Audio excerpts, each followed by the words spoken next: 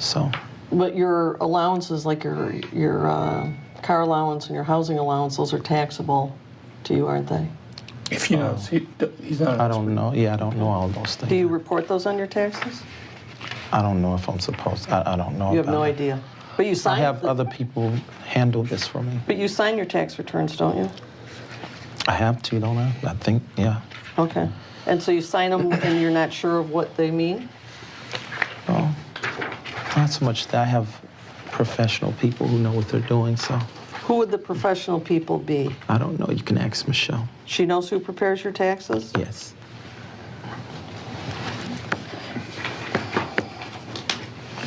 Do you keep receipts for all the expenditures that you say you have for these folks? These four? I'm not sure. Not positive. When you give them support, do you give them cash? I have helped them with cash before, but nothing large, you know. Do you pay their rent? Pay their rent. I mean, they were living with me, so I was Not in paying. 2012, you said, or 13. You said Okay, 08 and no, 09. I don't pay their rent. So no. you don't pay their rent? No. Do you give them a check for some funds? No. No check. No check, cash but not large amounts. You don't pay their rent. Do you buy them food? Yes. Mm-hmm. When do you buy food? How does that work? Do you give them money or do you go out and go do the grocery shopping? No, I just give them money. Cash? My card, a bank Credit card? Banking debit card, or you know. But when are you saying do I do this? Because I don't do this now. So. Well, this was 2012. Okay, and you're talking about, so you asking 2013. during those years. Yeah, Right, so where that's you probably, claimed them. Yeah, well, that's probably the way I did it when I did do it. That's probably the way you did it? Maybe. I had cash, I have debit card, or whatever. You would hand them your debit card Yeah, to go spend? yeah. Okay, and how much do you think they used on your debit card? I don't know. I didn't keep that. Was it your personal debit card or JMMI's? Most likely it was my personal card. Most likely, but maybe Yes. not? No, I think it was my personal. Not JMMI's? Does, you have to answer The only yes or no. time they use JMMI card is on ministry business, and they were handling a lot of ministry business, so that's separate. So were they being given money from the ministry's debit card if they were doing ministry business? Yeah, of course. And any time any volunteer does anything on the ministry business, you know, they are able to, like if they're going out of town or whatever, they're able to buy food because the ministry takes care of all those expenses. It's normal. So the ministry does, but not you personally? Like I say, on ministry business, that's when Okay. the card is used. When it's something personal, I've helped them with my own money. So are you saying that you provided more than 50% of the support for these four people? Yeah, of course. I mean, they didn't have nowhere to stay, nothing. But you didn't pay their rent. Do you know where they were living? Pay the rent? What do you say? I asked you if you paid their rent, and you said no. No, I mean, they live with me, right? Are you talking about the times that they live with me? I'm only talking about 12 and 13. So Oh, okay. No, of course not. of course not what? I didn't pay their rent. Okay. From my but acknowledgement. to claim them, you have to provide a certain level of support. So are you saying that you spent, or I'm sorry, that you supported them in more than 50% of their expenses? It has to be if it's on that thing. But you can't tell me how or anything Yeah, because about I don't it. handle all those things anymore. I'm totally out of that. So I would rather you ask someone who knows. I'd rather just say to you, I don't know. So there's no proprietorship of me. There's a tax preparer name on the return. Okay, but what I'm trying to figure out, and I don't want to depose him, I want to just get a handle on this. You're saying that this is not JMMI expenditures. These are personal expenditures that you personally, let me No. finish, that you personally paid more than 50% of their support, so you claim them as exemptions, but you can't tell me how. Actually, I would like to say I don't know. Ask Michelle. She That's would all I know wanna what you say. spent daily on these folks? They would know because they handle all my personal and ministry stuff. Who's they when you say they? Well, I mean, Michelle handles all personal and ministry. So, How much have you personally donated to JMMI in the last 5 years? If you know. Approximate, that's okay. I don't really know. Yeah, I can't say from all the sacrifices. I can't say. What does that mean from all the sacrifices? I mean, the sacrifices of, giving up things. No, I'm talking about financially, not... Oh, Money. so no, I can't tell you. I But don't you know. do tell people how much you've given, yeah, don't you? I have told them the sacrifices I've made. You've put a dollar amount on that, haven't you? Oh, sometimes I've given up. Yes, I've told them that over the years I have given a large sum of money to this ministry. Okay, so what sum of money do you say when you do that? Well, you said not in dollar amount. I'm talking about in sacrifices. No, you put a dollar amount on it. I when know you talk. because it is a dollar amount. Okay, then tell me But what of course, dollar sir, amount you use when you tell people. Oh, millions. I've given up millions for this. Given in up sacrifice. or only in sacrifice? In sacrifice, yes. Millions. Yes. How do you arrive at that figure? Well, I mean, from the opportunities I've had to do other things and that kind of thing. That would have paid you over $1 million, that would have paid you millions? Way more than Really? that, yes, of course. What kinds of things would those be?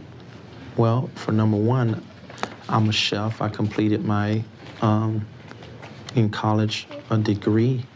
And so I could, number one, have my own business, like my brother who's a chef does, and that alone could bring Is he a millionaire? No. But Chefs usually aren't. that's if they don't write books and do multiple chains. There's a way you can do it where I know a lot of my friends who have did very well. But you've said you've used the word donate. You haven't used the word sacrifice. When you're talking Well, on that's your... what I hold on, mean, let me finish. okay. When you're talking on your radio or your conference call or up on stage, you say, I have donated millions to JMMI. That's right. But you're not talking dollar amount. No, and the people know what I'm talking about. Oh, 'cause you think they understand? Oh, because I've explained, of course. You can't just listen to one show that I do and expect to understand what I'm saying if you don't follow the I've listened to ministry. more than one show. Well, you got to listen to more than 3, 4, 20, or 100 to hear everything. Yeah.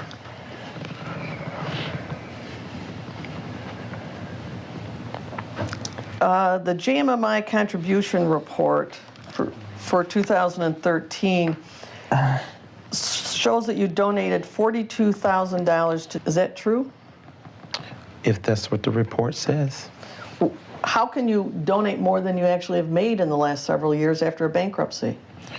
Because in this kind of ministry, people will walk up to me and want to give me personal gifts of this amount of money, and I give it over to the ministry instead of receiving it. And I have them write it out to the ministry instead of me.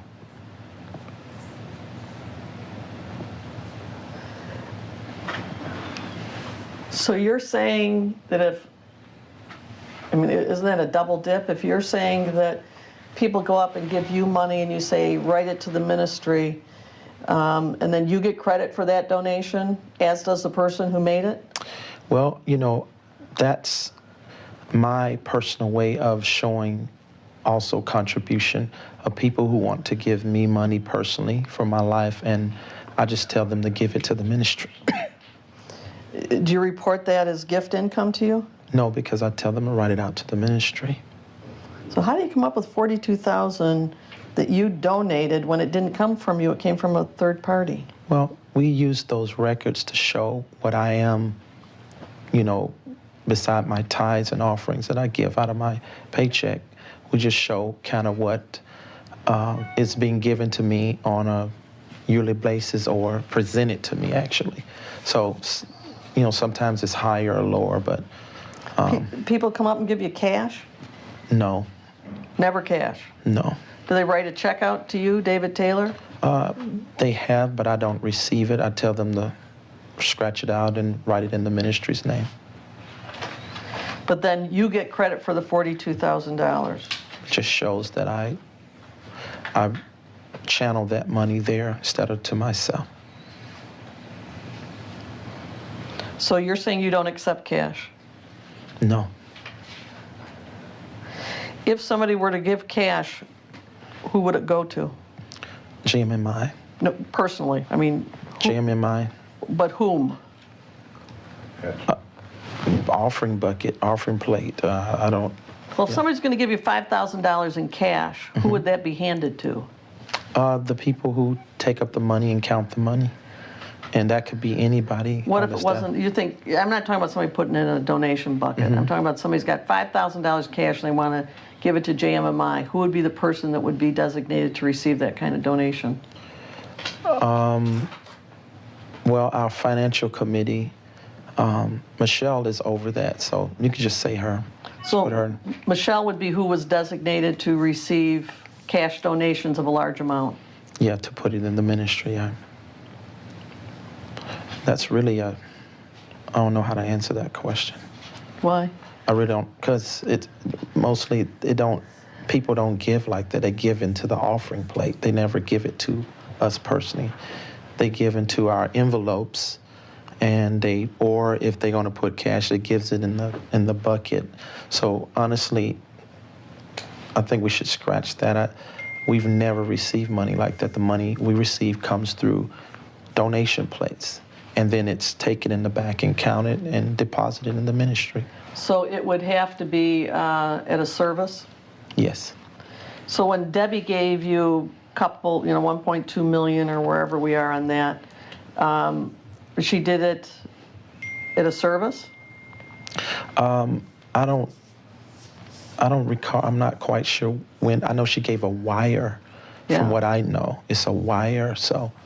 A wire transfer. Yeah, and people do that all the time in our ministry.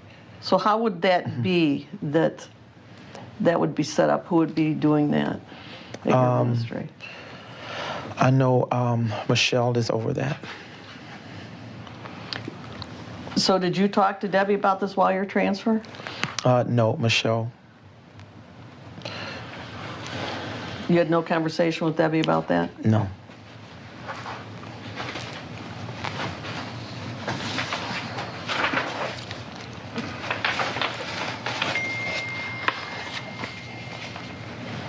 Did you ever request or in any way talk to Debbie about contributions to the ministry? No, I mean, I talk to everybody who comes to the meeting about that, so that would be yes. Other than at a general meeting, did you have any smaller group conversations with her about money? All right, good evening. Happy Monday, everybody. Hope everybody made it through their Monday okay. Welcome back to another episode of Full Frontal Investigation. I will be your host. I am a Pussy Rich Holmes. And today what we're going to talk about, we'll have to do a little kind of short intro, just kind of bullshit for a bit, then we'll get into what we're going to talk about today. But the talking topic today is going to be the ripples of a walrus and the fucking trail of devastation that David left with families over the last 30 fucking years of his life. Because David hasn't just been doing this for 1 or 2 years. No. He's been doing this for a long time. David has. All right. David's been doing this longer than fucking probably some of us have been alive. Not me. Yeah. He's been doing this longer than I've been alive. Give or take. Yeah. Which makes him a danger, right? We've been talking about David, what he's done over the last fucking 30 years, where he's at now. And it's the ripples of a walrus, the damage that he's done. Soups, how you doing? Good to see you tonight.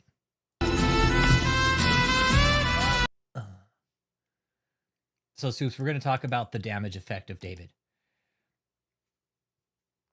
No, he just started preaching one day. He went from being a fucking chef at school to he just like, I just gave up everything and just started being a preacher, okay? Dealing with the cold, I believe this abominable snowman visited my state. Trip diet. Yeah. So yeah, we're gonna talk about just the ripple effect today. Someone called me today out of the blue, somebody I'd never talked to before. And it was, yeah, Soups is one of them. Yeah, Soups. And I'll get with you afterwards and I'll fill you in a little bit. Because I'm pretty sure you know this person. I'm definitely sure of it. Yeah. Anyways, he's an opportunist. Yeah, he's a fucking opportunistic pig. Yes, absolutely. But some people called me today, and I hope they're watching. If you guys are, a big shout out to you guys. And I always say, like, I'll never say your names, right? For obvious reasons. You gotta protect you guys, who you are. But this was like one of the big topics is like the fucking ripple effect that this fuck left in his wake, man. It's horrible what this man has done to families. You guys, this man has devastated families. All right. Caused certain health conditions to be exasperated. Forced people to be put in the hospital. Hey, Matt Moore, how you doing, brother?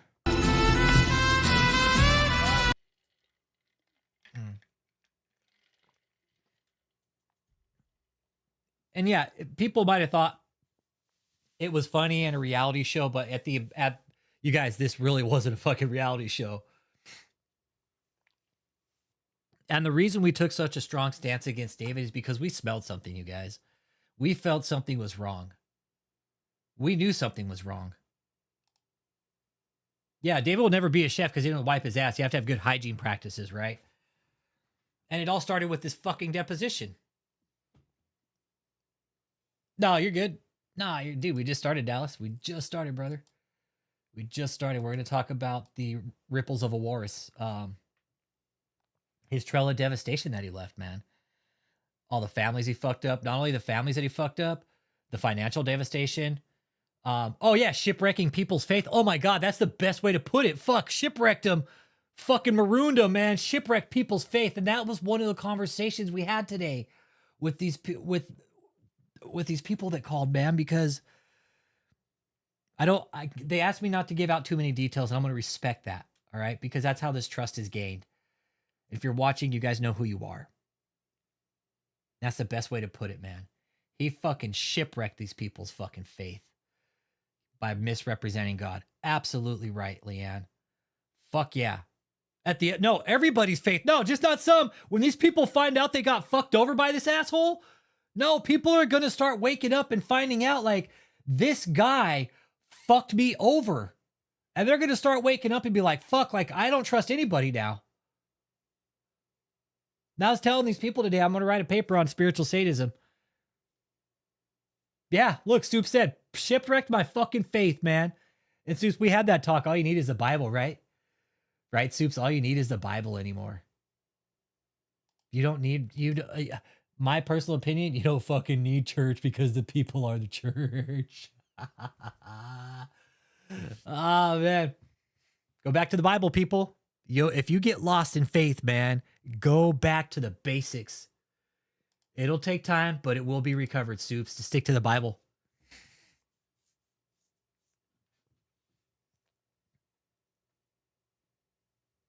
He ain't getting off easy, Extreme. No. There was a court case update today, too. So David, the judge didn't confirm or deny his detention hearing. He got a new lawyer. Got a new fucking lawyer that looks like fucking Pee Wee Herman.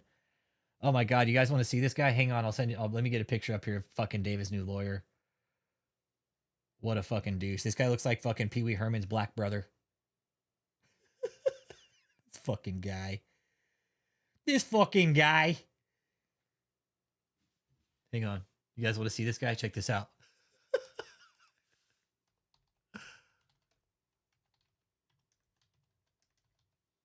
Esquire.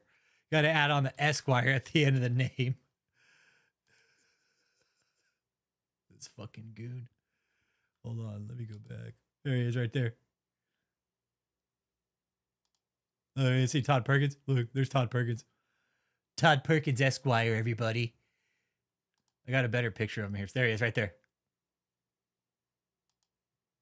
Look at this, guys. This is Todd Perkins Esquire. Hey, anybody need Johnny Cochran for a lawyer? Just call Todd Russell Esquire. This is a fucking total douche. Look at this guy. Look at him. Hey, what up, Fitzwer?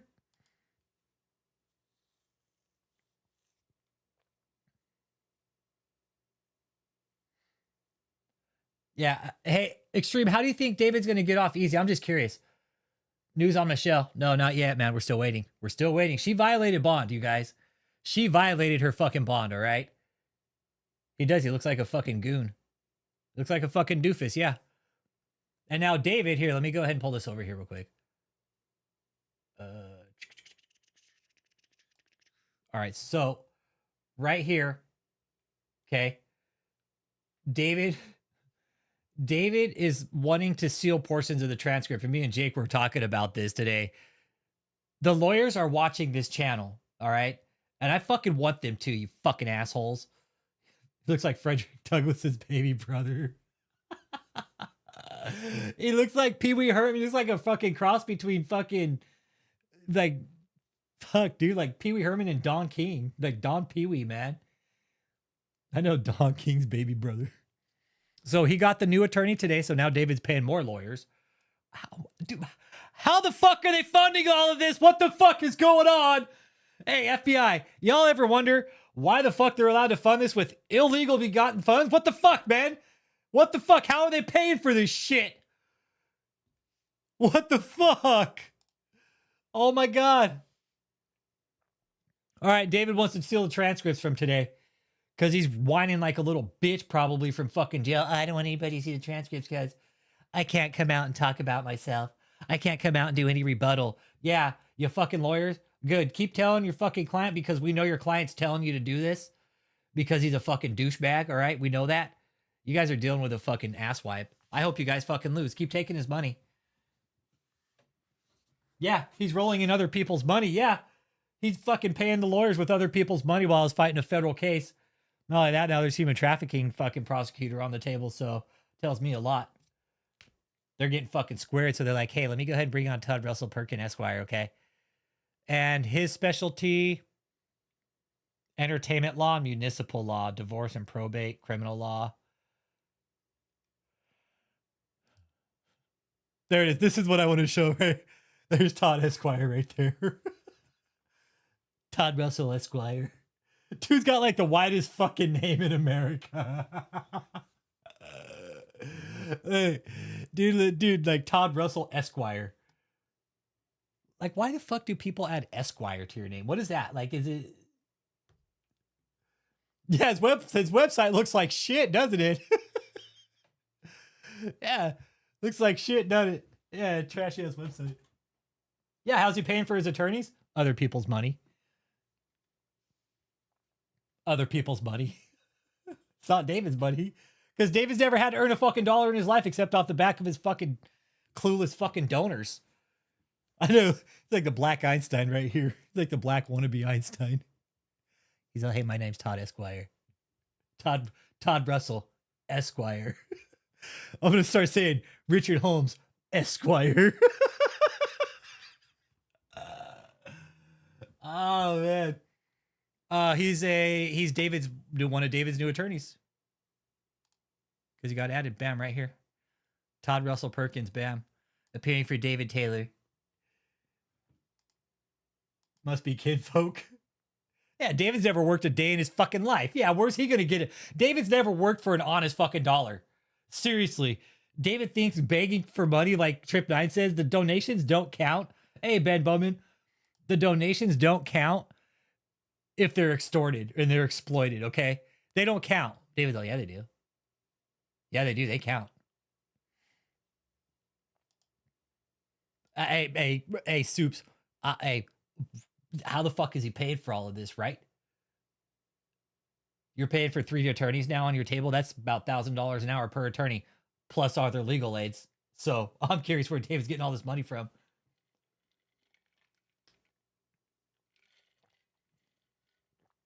Hey, but don't forget, tax season's coming up too.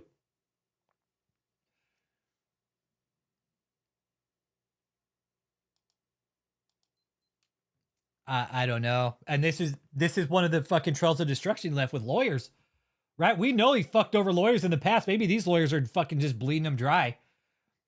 That'd be kind of cool. That'd be kind of cool. Just talking about that. What if Joseph is the snitch? Yeah, getting his money from a hidden site. Yeah. Well, I found out today that they were sending money over to Nigeria, Soups. Yep. These people I talked to today, yeah. Yep. I found out that the cult was sending money over to Nigeria. Mm-hmm. Yeah, how's David paying for a lawyer when he's got outstanding bills with another fucking law firm? They're like, hey, we'll take this case. No big deal.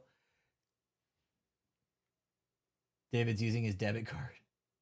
I know, Danielle. It's like, this asshole owes other lawyers money, and these stupid fucks right here, Todd Perkins Esquire, he's all, hey, I'll take the case, no problem. I don't mind being fucking bent over and shafted by this piece of shit. Fuck, I'll take it. Me and Uncle Jake think he could be like fucking Nation of Islam and shit like that. Wouldn't surprise me.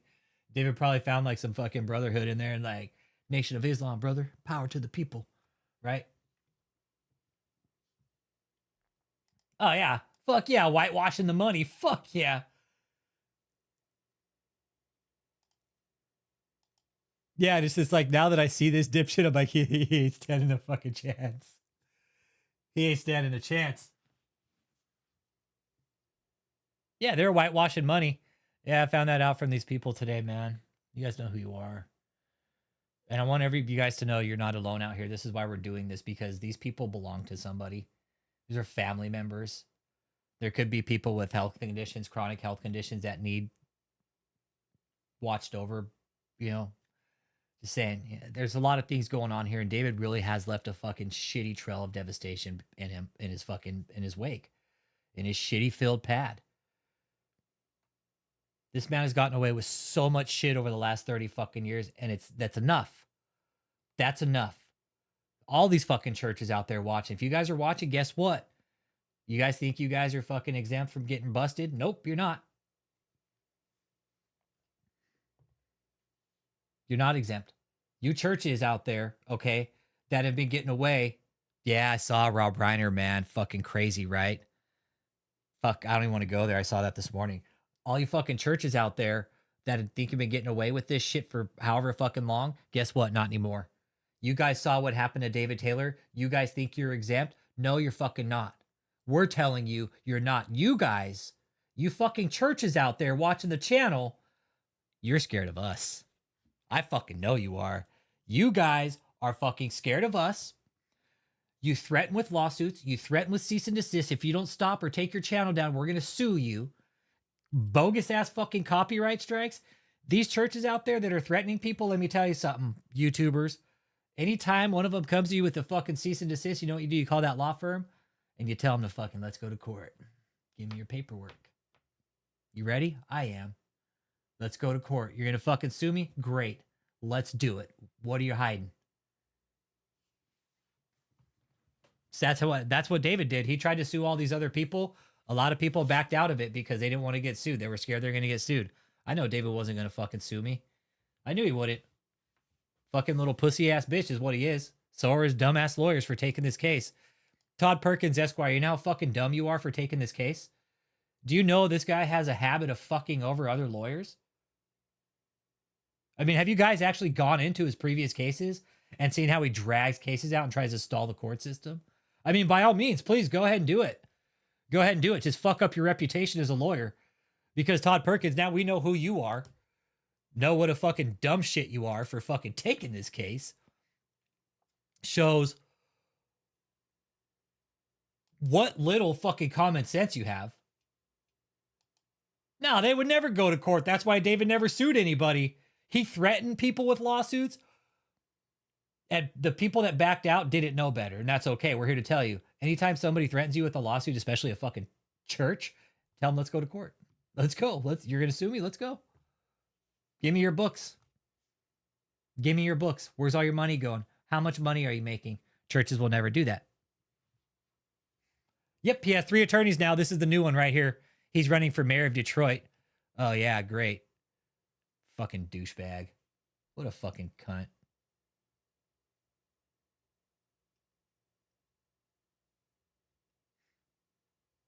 Yeah, the hair definitely looks photoshopped, right? I mean, when you look at other images of him,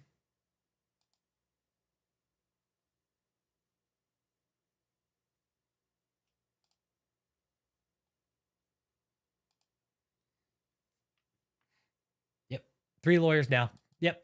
So now he's paying 3 times the amount of whatever he was paying before, unless they're like, hey, we'll just work on pro se, don't worry. We know you're good for the money, Mr. Taylor. That's him right there. Neighborhood mayor. Talk about a fucking conflict of interest, huh? Everybody's been saying that, like Frederick Douglass's son, like he's gonna free David Taylor from human trafficking. Yeah, sure thing, Todd Perkins Esquire. Yeah, sure fucking thing. Yeah. And let me tell you something. Any of the survivors out there that are watching this, if you're contacted by any of David's lawyers, let me tell you something. They try talking to you or getting information from you, you tell them to fuck off. Tell them however you want, but you tell them don't ever call you. All right? Because I guarantee at some point these lawyers will try to contact you and find out and try to make you look like a shit if you take the stand, okay? I just want that as a word of the wise, all right? Do not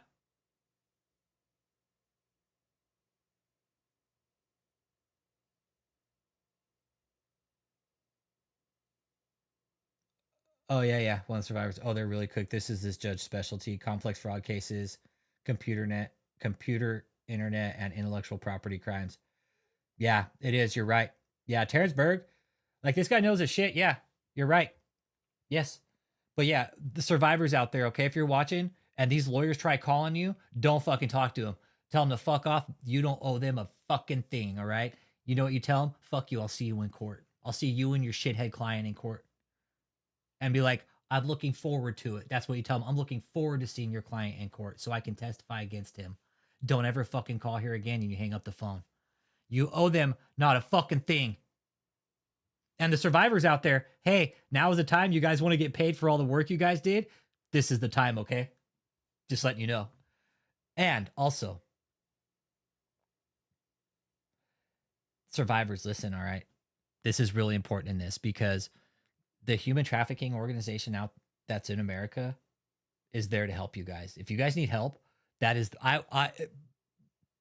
that would be the first place to go, okay? And I want you guys to know that because this is really important because this is indeed going to be picked up eventually, I believe, as human trafficking without a doubt. You guys, all the elements were there. All the elements were there, okay? You don't have to talk to me. There's the phone numbers right here up on the screen. You can text 233-733. You can, if you're hearing impaired, TTY to 711 or 1-888-373-7888. Okay? Bypass us. You call these guys, they'll help you. And I want to tell you guys that these people at the National Human Trafficking Hotline are very well aware of this case. Oh, they're gonna, yeah, you got the people, yeah, file labor complaints. Absolutely. File shit with the justice labor department. Oh, fuck.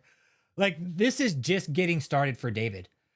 Then I was talking to people today, and how you shut down an organization like this, you have to take all their money away.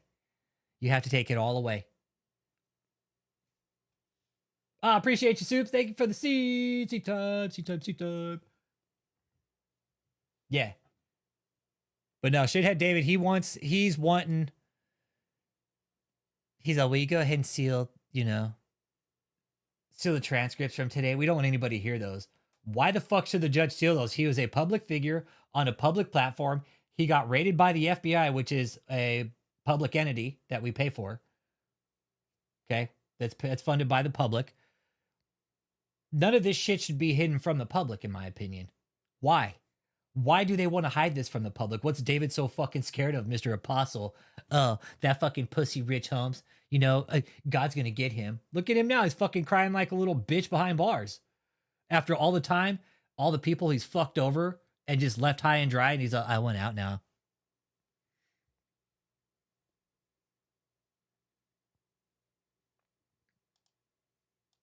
No, not yet. He hasn't given a reason yet. Nope. This is how we track it. This is what we track during the day, okay? When we know there's court, this is what we're tracking right here. This is what we see on this end, okay? This is what we see. And it's every day. These are the filings, right? So far there's 78 filings in this case. This is the last 30 days, show all, show service, and there's filing after filing here, you guys. There's filing after filing. And people were asking about the 40,000 images. Yeah, that's fucking true. That's fucking true, everybody. And I hate to fucking say it, but yes, David is a sick, perverted.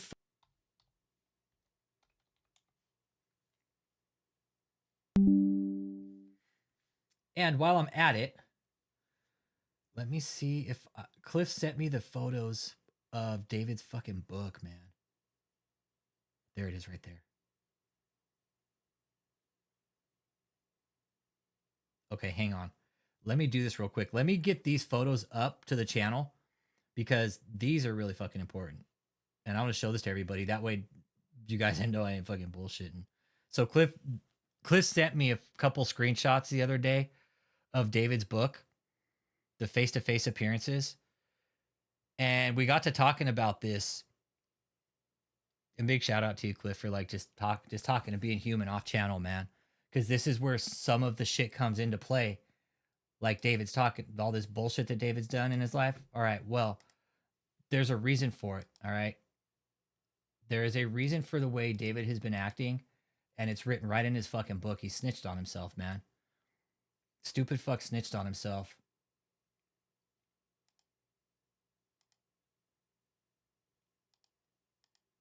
All right.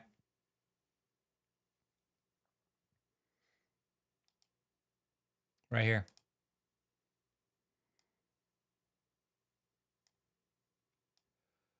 All right. To explain this, I must tell you the story of my childhood that the Lord reminded me of. This story opened my eyes to see that the passion and potential I had for relationship. Like, see how illiterate he is? He can't even spell relate. He didn't use relationship as plural. Should have been relationships, but he said relationship for whatever fucking reason. Before I tell you what this was, I must say I'm taking a big risk to show you my heart. I could be criticized or accused of homosexuality for what I'm about to tell you. This is not a story about playing with dolls, nor does it have to do with anything related to homosexuality. I did not play with Barbie dolls as a little boy. I was like other little boys, and I'm a staunch believer boys should play with toys for boys, girls should play with toys for girls. Most boys are drawn to male role model toys, and most girls vice versa. That's not to say that boys and girls don't play with other kinds of toys. When I was growing up, boys play with G.I. Joes and action figures, and girls play with Barbie dolls. When I was a small child of about 7 or 8, I had this overwhelming passion and love to one day meet a woman who would be my wife, and whom I would love in a very deep and special way. I remember when my grandfather lived with us, my mother's father, obviously, we would share the same room. As a little boy, this passion was so strong that I would go and sneak my little sister's beautiful Barbie dolls, and at night, I would lay it in the bed next to me so that I could envision this woman. I would think romantically of the deep love and relationship and emotional intimacy that I would have with my future wife. Fuck, dude, fucking talk about it. As I grew into a teenager,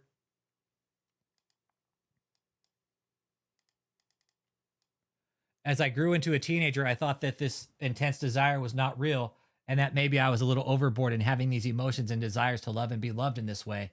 I'll never forget a very hilarious morning after I had snuck one of my little sister's dolls in bed with me. In the morning, my big brother, Richard, caught me with the doll in bed. He yelled and hollered, "Mama, David got the Barbie doll in bed again." I laugh now at this, but back then it wasn't so humorous. When my brother caught me with the doll, he would tell my mother on me. As a little boy, I didn't know what was going on with me. I didn't understand my very deep passion and desire to have a very special love relationship with the woman, one in which she would love me in the same deep way that I would love her. As a young boy, I realized that I wanted to have a mature relationship with the love of my life. It wasn't just a surface thing. I also wondered years later, is this the way a man should feel about a woman? Yeah. Anyways, that was yeah. And that's the thing. The brother was like, again, like he's sleeping with the fucking Barbie dolls again, mom. Like, what the fuck?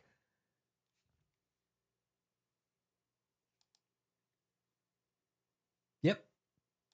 He wrote only what he wanted others to hear. And this was fuck this. Honestly, this was the stupidest thing to write in a fucking book. Honestly, fucking talk about a psych profile. Talk about a fucking psych profile for a sexual fucking pervert, dude. Perv, dude.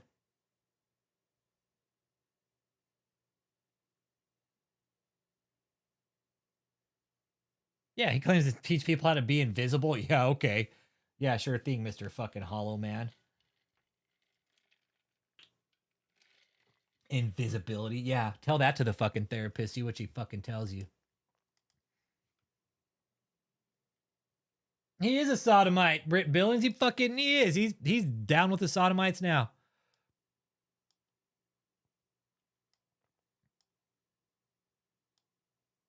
Look right here, though. Just fucking David straight up said he fucking slept with Barbie dolls. So whatever happened at that age really fucked him up. And then look what he's at now. And again, the 40,000 explicit images are just from 2014 to 2023. That's not counting 2024 and 2025. They're like, there's still 2 years that we haven't accounted for, okay? Yeah, this passion was so strong that I just had to collect all these images, okay? I had to collect like 50,000 images just because I couldn't fucking stop whacking my pud.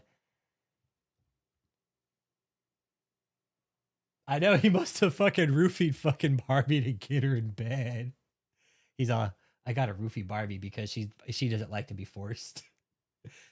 He's like, she's about that Me Too movement. Fucking asshole, David. Oh man. She's all into that Me Too shit, and I'm not. It does. It explains the blondes, right? Hey, everybody wonder why David likes blondes. Well, hey, Barbie's all, I do. I know why he likes blondes. Exactly. He's such a dipshit, right? He's a dipshit, right? Soups, he used relationship instead of relationships. He's all, apparently 40,000 explicit relationships. Yeah, he mistook passion for addiction. Exactly, right? He's all, I just have a real passion, you know? It's just a real passion, but it's actually turned into a full-blown fucking porn addiction. Todd Perkins Esquire. What a fucking douchebag. He's all, look at my quirky ass glasses. He's all, he's all, you know, I'm a shitty lawyer. Let me just go ahead and add some fucking even shittier glasses so I look more like a douche to you guys, okay? Okay. Oral motion, still nothing's been filed. See, we're still waiting. Like, this might not be uploaded till tomorrow, and we'll see how long it takes. So we are still waiting. But yeah, again, dude, the level of debauchery that David's done to people. The fucking families. That's what I was talking to these people about today, is their families, man. What David has done by destroying these families, isolating these children. Starring these children, man. He fucking starring these children, but David split up the parents from the children because he felt they were a distraction.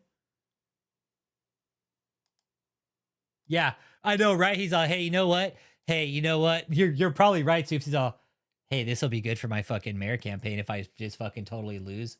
You know? It'll just totally fucking take my mayor campaign. Hey, I'll go and take the case. Oh, look at this fucking goon right here. This fucking idiot. Todd Perkins. Perkins Jerkins. He probably fucking keeps a bottle of Jergens at his fucking bedside.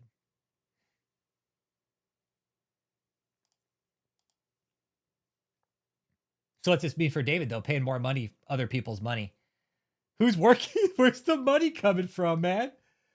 Where the fuck the money coming from? Where's the money coming from? I mean, seriously, David's not working. All you got is left is Kathleen. Is the call center still running? Is Joseph running it? He looks like the Nutty Professor with a white blowout. Right? He does. They should have casted me for the Nutty Professor, but they didn't like my blowout. I can't believe this douchebag's gonna go fucking defend this fucking idiot while he's trying to run for mayor. What an idiot. Dude, it's gonna fucking ruin his campaign. It'll ruin his campaign. He's running, he wants to run for mayor of Detroit. Yeah. Let's see if he won. I don't know if he ever won or not. I mean, he's David's lawyer now, so I'm guessing he didn't win. Hey, have a good morning, Dave Rich. Thanks for stopping in, man. Hercules, Hercules, Hercules. Oh, yeah. And we're all here because of this. Thing. So we take care of basic expenses. And if there's a vacation thrown in there, which is not always, we allow that to happen as a benefit. And you pay for that? Yes. Okay. But you can't say if you issue them any kind of gift or receipt or 1099s for that benefit? Gift. No, I don't Okay. know the legal. And so you went to both Orlando and Anaheim and paid for vacations for staff members, but you don't know who they are? No, I can't remember exactly who it is. I'd rather not say until we figure it out. Were your children included? My children were there with me in Orlando, not in Anaheim. And did JMMI pay for them? I think so. I'm not sure. I don't think. I usually, when I go on a vacation, the ministry give me a vacation bonus, and it comes out of that. So. A vacation bonus, and I don't see that reported as income anywhere in your tax return. Well, I mean, you got to go to the people who handle that. They can explain. You don't know anything about your own finances? Not a lot. I have professionals take care of that, and people who know about nonprofit business. So. But I can assure you I'm not doing anything illegal. Well, everything we have is open, so it's nothing to hide. You can see everything we have on our papers. I'm not sure that your conclusion is accurate. Well, that's your opinion. Hey, Jeff. Right. That's your opinion. Hey, Jeff, we're talking tonight about the fucking wake of devastation that this asshole left in his fucking wake. Talking about everything he ever did, man. Well, mostly about the families. This is for the families tonight. It really is.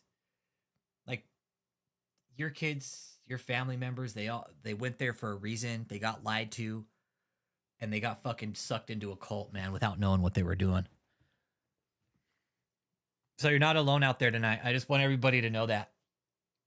Some of the people I talked to today, like people felt like they were alone, man, and they're not. They're not. You guys, survivors, family members of this cult, yeah, where the fuck do you begin? Exactly right, J-Mo? Where do you fucking begin, bro? Fuck, right here. This was a start. Debbie Frazier, probably prior to that. Who knows how many people this guy's fucked over? Dude, this is dude, these people have said this is going to be a landmark case with this asshole. Nothing like this has ever been seen before, everybody. Nothing. Never. Not in fucking American history anytime. Nothing like this. No cult, no operation has ever been found like this in a fucking church. Ever. This is the first time.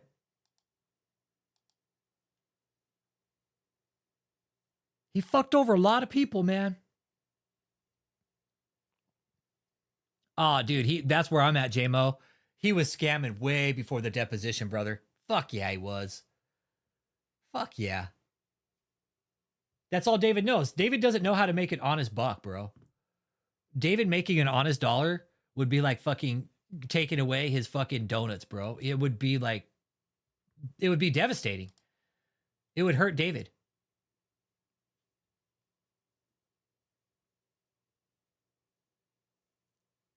David doesn't know how to be honest. And even the judge said that. You weren't even honest to pretrial, and I have a problem with that. Like, you don't know how to be honest. And he doesn't know how to fucking tell the truth. He's a fucking compulsive liar. Not only that, not only is he a compulsive liar, he's a fucking full-blown sexual fucking deviant too. 40,000 explicit fucking images on one man's phone, you guys. And some of y'all have said, I've heard of people having more. Like, that's insane to have that many fucking images. And he's talking about, well, I just wanted to have a nice relationship with Barbie doll, but I need to go ahead and collect all these images because I'm just going to fucking jack off to all of them, okay? And that's what he was most likely doing, you guys. After a certain time when he probably had his heart issues and shit and went to the hospital, David wasn't having sex. There's no way he couldn't keep it up. Possibly, yeah. Maybe David got the lawyer because he could influence the jury. Yeah. Well, what I found out, JMO, no, before Michelle came, David wasn't making shit for money. No, ask Soup, she'll tell you. Yeah, all up in the cloud. Oh, the feds will never think to look in the iCloud. First place they probably fucking went, what's on his iCloud? Because they don't ever think to look there, everybody. Ah, shit.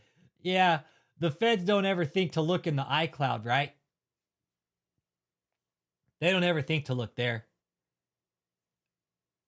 I hope they find messages of getting rejected, too. I hope they find a lot of messages of him getting rejected by women.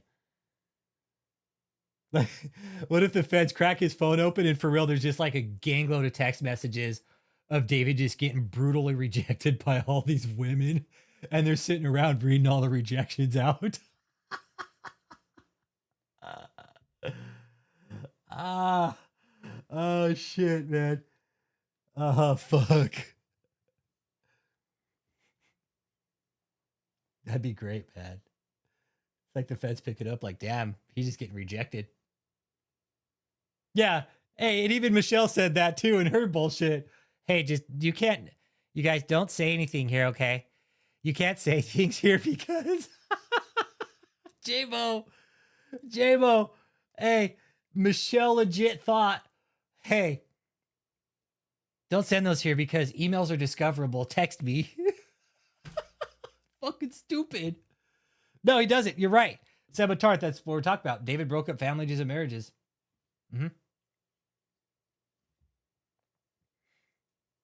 Broke up families and marriages, man, and a lot of them. Drove wedges between every part of the family. I know David for sure has slept with mothers and daughters. It's a total fucking power. It's a total fucking power. Like, to wield that power. Fuck. And David, knowing David, like, he could look at Susan, Ashley, Alexis, and know that he fucking got all three of them. Yeah, went after married women. I'm sure he fucking fucked up a lot of dudes' marriages. Fucked up a lot of wives' finances. I know, right, J-Mo? Yeah, I know. Fucking dumbass, right, J-Mo? He's like, hey, you know what? Don't worry. I'm just going to go ahead and put everything on the iCloud because the feds will never check there. They don't check there. Why would they? Why would they? Feds never check there. Did Michelle? Michelle, her dumbass. She just puts it in fun. Look at her. J-Mo. Look, dude. Come on. This is the stupidity of this cult right here. Hey, what's up, Michael Stevens? Ripples of a walrus. Hey, you like that inner space alchemist? Well, we're talking about, dude, the fucking ripple effect, bro. Yeah, the ripples of a walrus, bro. The walrus effect, dude. Yeah. What this fucker did, dude. The ripple effect, really. There really is a huge ripple effect. Yeah, you can't be this fucking stupid, Michelle's all. J-Mo, hold my fucking phone, okay? Let me show you how stupid can be.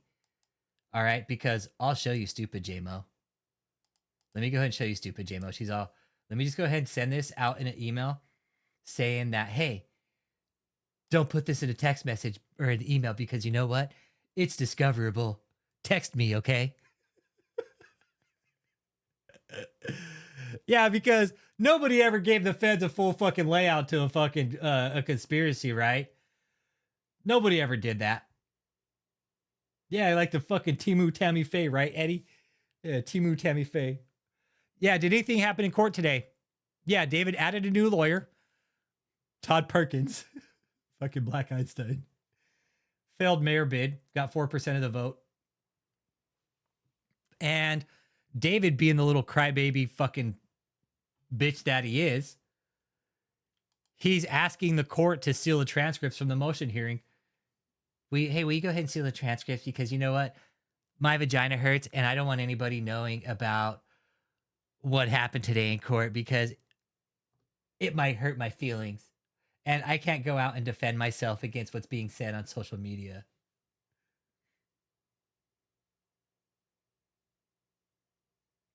So yeah, nothing, we don't know what happened yet. All right, we don't know what happened. All we know is the oral motion and there's a new lawyer added. Yeah, cutting you a check every 2 weeks for $5K. You're making $27,000 a year. Your money don't add up. Hey, Kelstorm. Dun, dun, dun.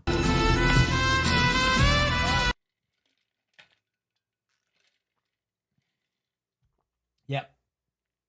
Nothing yet. We're still waiting on Michelle too, everybody, okay? That's going to take some time with Michelle because I think she fucked up. I really do. I think Michelle fucked up big time, man.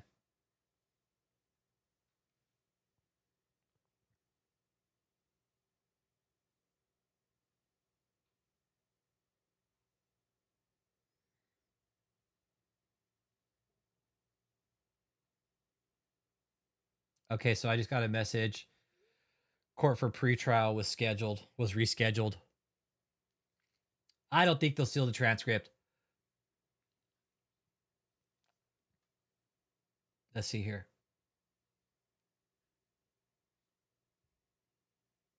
Hang on. Okay. Pretrial was rescheduled. So see, this case is fluid. It's moving out dates.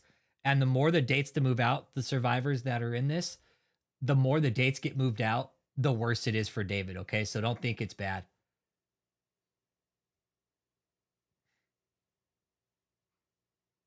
Motion 77, Uncle Jake?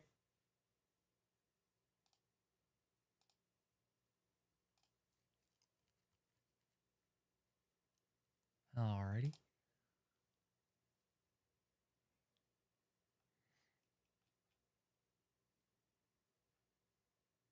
Wait, which one?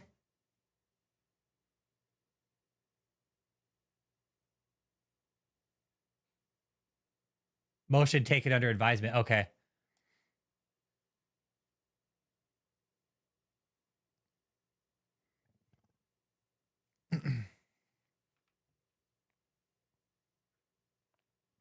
Yeah, he's still locked up. He's still locked up. And Jeff, it's all video call in the jail. It's all video call for the jail.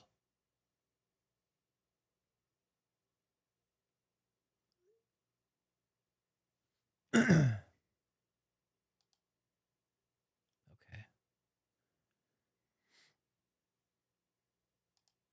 What could David possibly have to hide?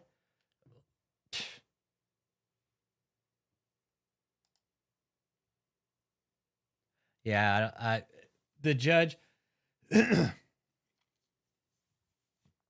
motion for reconsideration taken under advisement. The judge is like, okay, I'm taking it under advisement, but I don't have to say yes or no.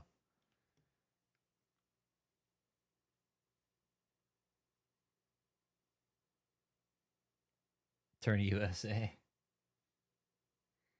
Yeah. Michelle had one job and couldn't even fucking do that. She couldn't even keep her own fucking freedom. And you know, if Michelle had done it right, Michelle, had you done it right, you dumb shit, all right?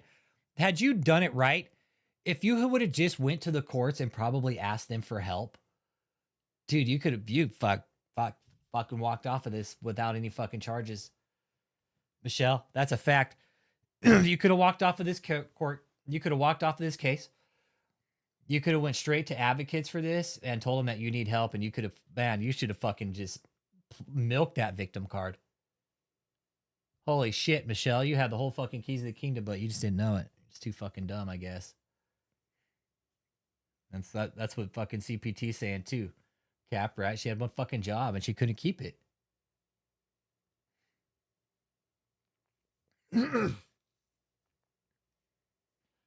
No, David's asking the judge to reconsider a motion when David hasn't even brought any new evidence back to the court. David hasn't produced any new evidence to the court for the judge to even reconsider a trial, to reconsider the motion. And that's what David's asking the judge to do, is reconsider detention hearing.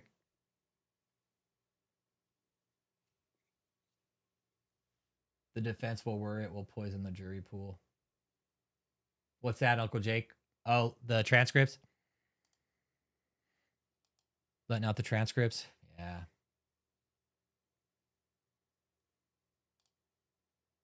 That's David's new lawyer, though. Yeah. His evidence, it's all proprietary, everybody, okay?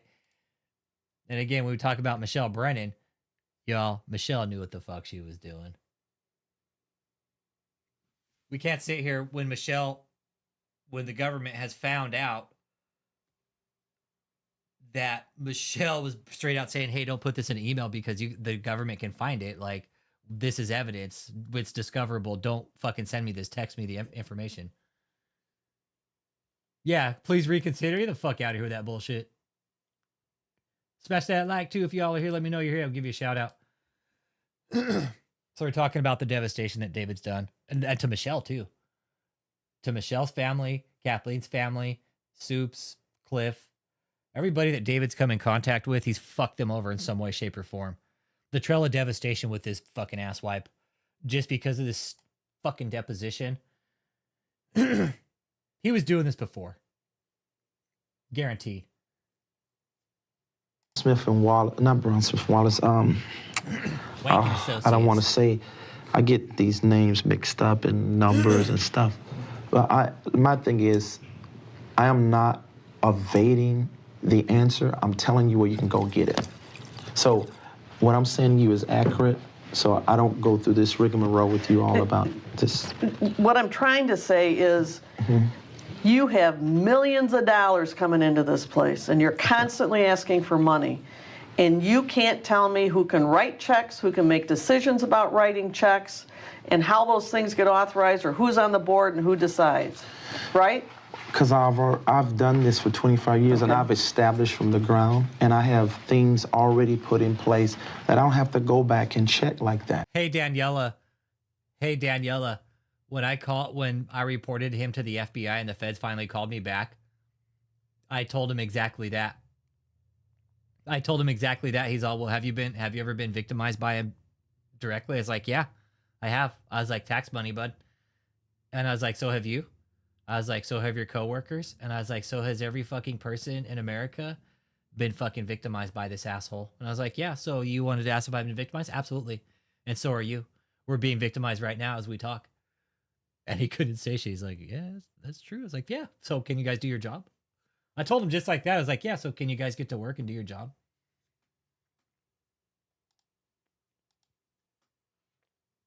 Yeah, that's what I think too, Uncle Jake. He's going to write David a fucking nice long letter. This is why I said no. Don't ask again, because I'm going to keep denying you. You'll get denied every time. You're wasting time. You're wasting your money. And you're wasting my time with these fucking ridiculous fucking proffers of wanting to get out. Mr. Taylor, you committed these crimes. There's evidence showing that you committed these crimes. And the crimes that you've committed are violent in nature. And that's why you're in prison now. That's why you're in jail. The Aryan Brotherhood bowing to him in prison. Yeah, right. That's probably who they're keeping him away from. Yeah. Leanne, think of how many people gave this asswipe their last dollar thinking they were going to get rich off of him. Thinking it was like some kind of fucking religious lottery. Right? And that's what, to somebody who doesn't know better, that's probably who they're keeping him away. This was a religious lottery. Okay? That's what David, I equate this to. A religious lottery saying, hey, give give all your money to the profit and you'll prosper. Your bank account will grow. But no, has that ever happened to anybody with proof?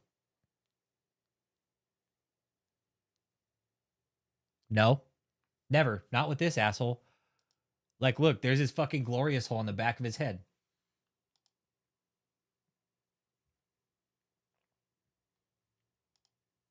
Right there. Yeah, David's living with the Muslim Brotherhood, probably.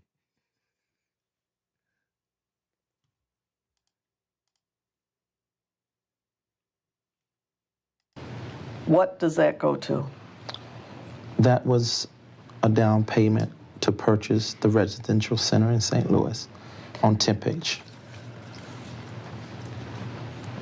And that came from JMMI Yes. funds. Is there Yes. a mortgage on it? Yes. And who holds the mortgage? Harold Lewis. Who's he? He's the owner or former owner, or the person we're buying the house from.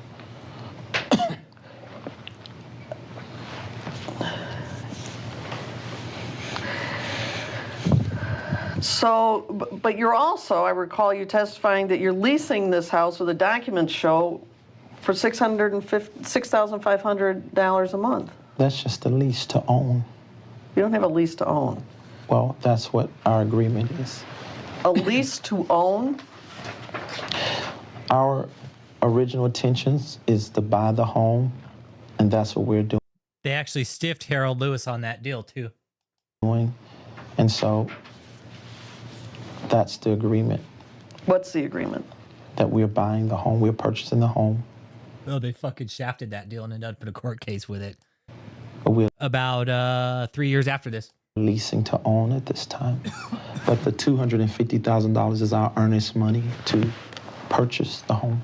Who's Harold Lewis in this? How do you know him? He's the owner of the home that was trying to sell the home. Do you have a land contract? Yes, I think we do. Don't quote me on that. But Michelle would be the best person to answer that. So you gave Mr. Lewis... That's a good question, right, J-Mo? How much this asshole actually owes his vendors, creditors, and totals? It's got to be in multi-millions. I agree. Well, I know he owes movie prop rental still like $100 and something thousand. So I know he owes them money still. Hasn't paid them.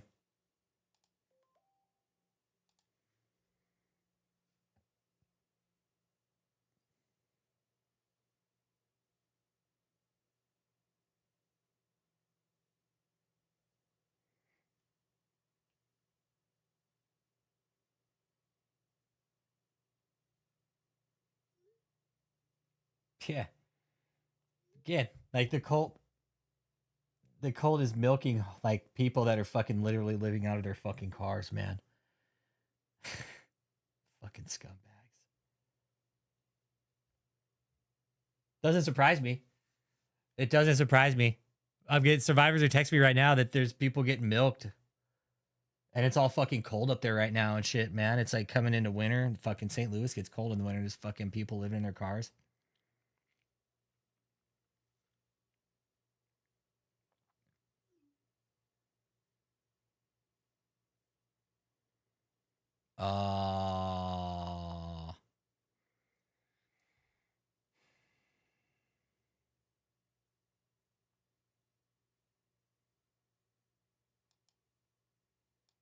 What a fucking sack of shit. You see why this place has to be shut down completely, everybody?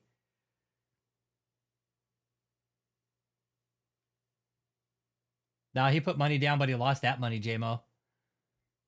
Dude, these fucking people, man. These people. They're still fucking milking people for money that are homeless.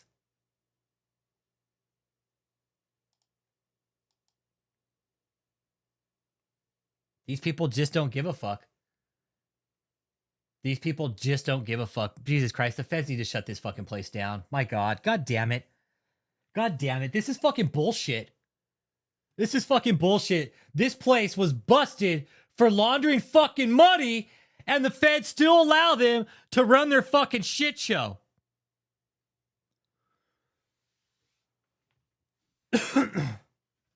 The fuck, man?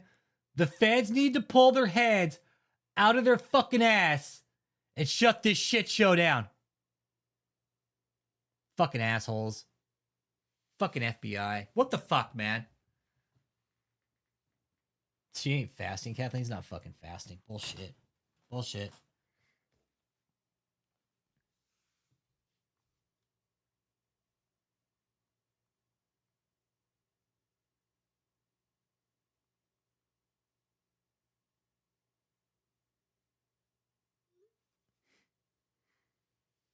I know they're still collecting evidence, but they got to shut it down. Yeah. Yeah, no, you guys are right. Yeah. Yes, you guys are all right. Yes, absolutely 100%. Yeah. Building the case for bigger charges. Yeah. But while people still get fucked over, man, you know, like at what point do they say, all right, enough is enough. We're pulling the plug. Shit. This person's supporting David Foley. She's delusional. Oh, yeah, you can lead a horse to water, but you can't make him drink it. So, what do? It's like sometimes it's like, is it almost just best just to give up and fucking say, you know what? They're going to do what they want.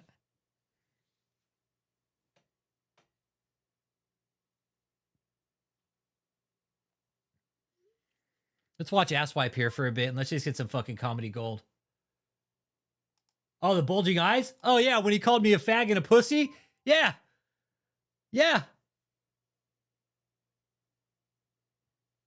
Yeah, when his eyes fucking popped out of his fucking head. Yeah, because he's fucking pissed. Anything that deals with land must be in writing. Yes. And you have a lease that expires in 2016. I just don't think you probably have all the documents here, but we should have more than that. So I would rather you ask about that because we just got out of What's the property called? Tempage. TI? Yeah. That's the, I'm sorry, that's the Street. Yeah. Street name. Tempage, yeah. But they call it the, Paige. they call it the residential center. And the $250,000 check is written on October 24th, 2013, and the beginning of this lease is November 1st.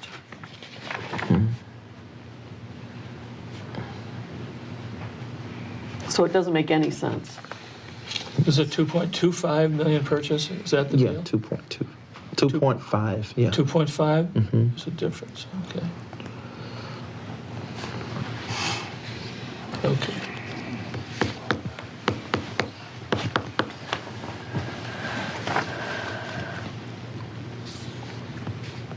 So you put $250,000 down and then signed a lease saying you'd pay $6,500,000 a month more beginning right then and through January 1st, 2016, which is less, it's 10 months, 11 months away.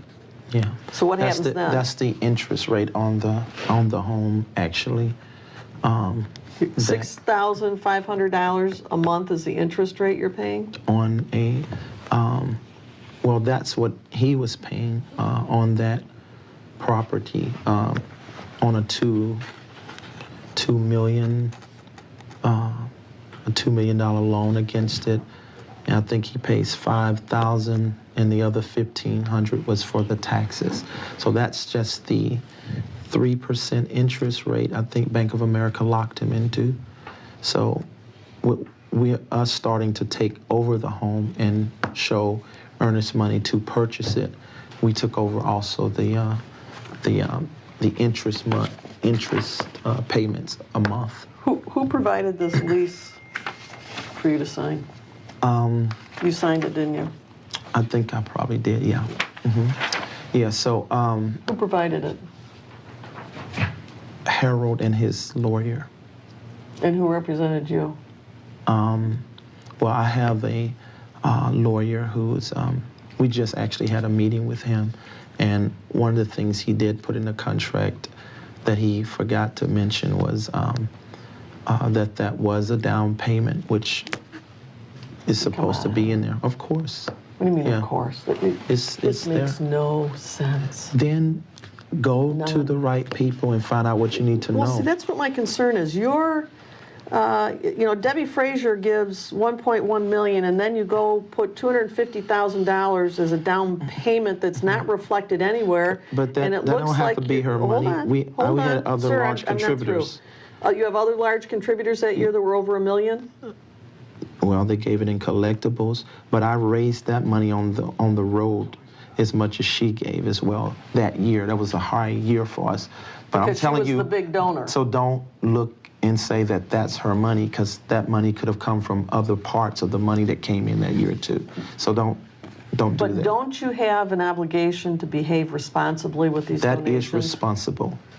Show I'm me where. investing. You Excuse can't me. Show me do it where the by that. $250,000 down payment and the rent to own comes in. Well, I'd rather you get the information from Michelle, because the way you're making this look is not, this is responsible. You probably don't have everything you need to see here. Maybe you don't have enough documents. But I know what we did. I signed this. I remember that. And I'm a very wise businessman, so. This would be in direct conflict with what you've told me is your intent. Well, It didn't get reflected in this document that you signed. You at can the say same whatever time. you want, you know. You can lie and do whatever you want. But Sir, I'm not lying. That's a document are. you provided. Well, your opinion is a lie, you know. We have total proof of all of this, so it's nothing. And you'll provide it. Is that your, Of Mr. Total Potts? proof, of course. So when people are going to donate money, do you say we want to buy a $2.5 million house and that's why we need it? Do you give them any kind of notice of what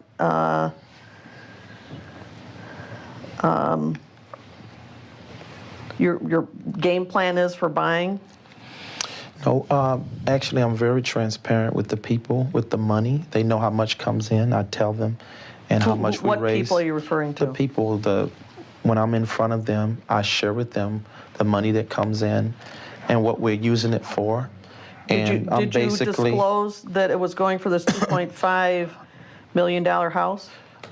no, because I don't have to share that. But what I do share with them is our discussions with the banks, where we're trying to get a loan from the bank for about 2 years, and we were turned down by 15. And so, So you wanted more money? They want to, You were turned down by 15 banks? because they don't give money to, in this economy, they weren't giving money to nonprofits or churches. They don't want to do that. So we were trying to find out, you know, what would be their road of integrity to show them earnestly. And so they said it would be good if we had purchased property and things that showed equity. And that's one of the reasons why the ministry purchased that home, is to start creating a bigger portfolio before the banks. So You didn't accomplish that by that document. we did. You just don't have everything here. So you can keep your opinion.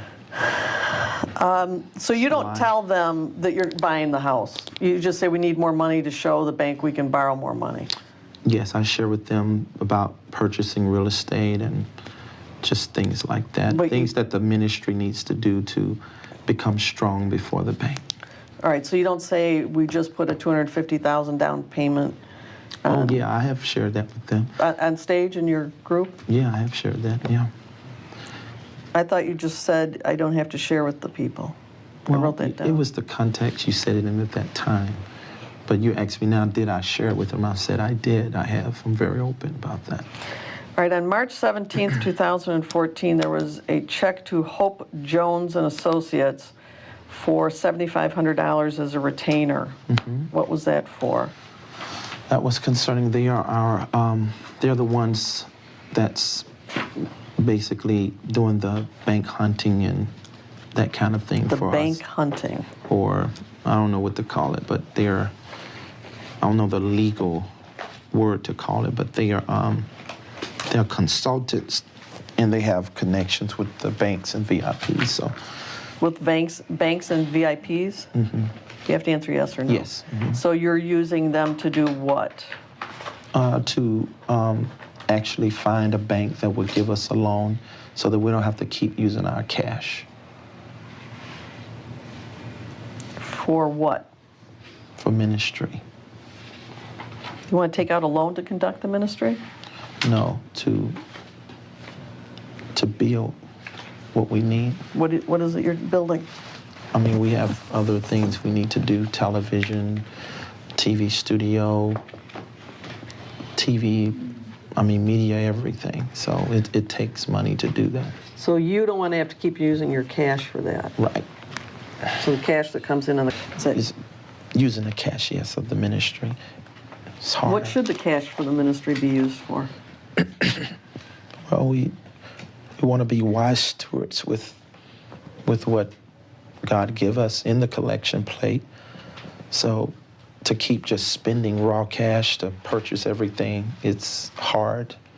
So we're trying to develop a stronger relationship with the banks to front us money so that we can be a more wiser investor with what we have. So you think it's better to take out a loan than to pay for it as you go? Well, eventually it gets very hard. I mean, I think it's good you pay for everything cash as you start out and build a foundation, but if you're going to do bigger things, you need a financial institution to help front money. So it's wiser. That's wiser to you? It is wiser. And then you don't use your cash to pay the mortgage? I'm sorry, I don't understand what you're saying. Well, if they give you a loan, it's going to be a loan, right? And you have to pay it. Yes, but Okay. that gives us time. It's about time. This guy's such a sack of shit, man. When you really think about this, he sat here. This is the whole reason we're all here. Once again, is because this dipshit, he's I'm smarter than everybody else. Nobody will ever think to look at a church. Such arrogance. Or we're just having a chat, dude, okay? We're just having a chat, bro, okay? There's no new content on David. It's just good background, all right?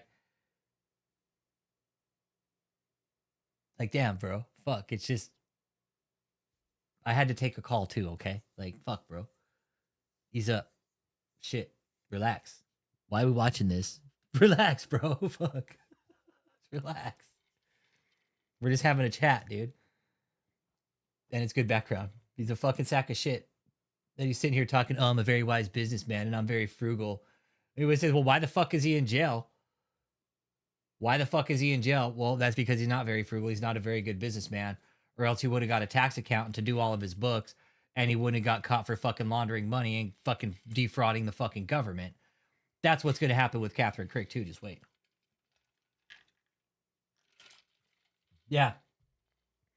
Arrogance and ego plus greedy equals a nasty ass. I know his button's all fuck. Bail me out here, guys. Yeah, inner space, right? This fool thought he knocked the deposition out of the park, but he didn't.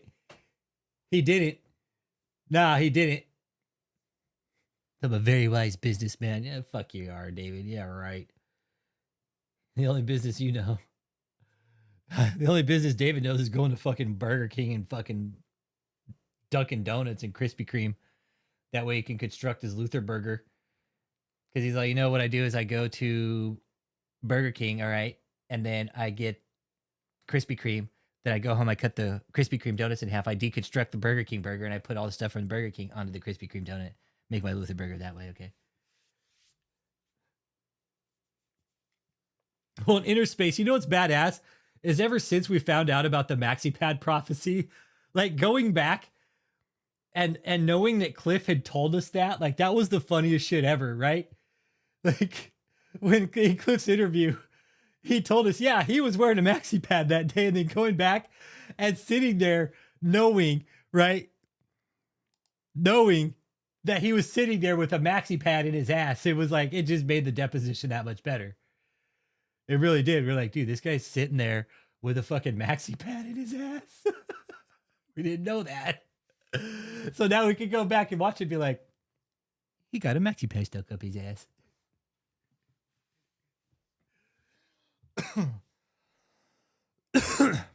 At the apartment.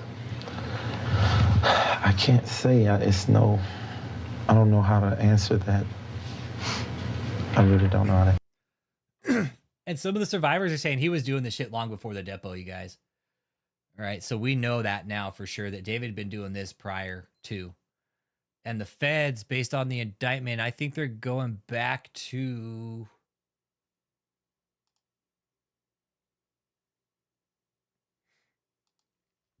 Yeah, and Soups, exactly.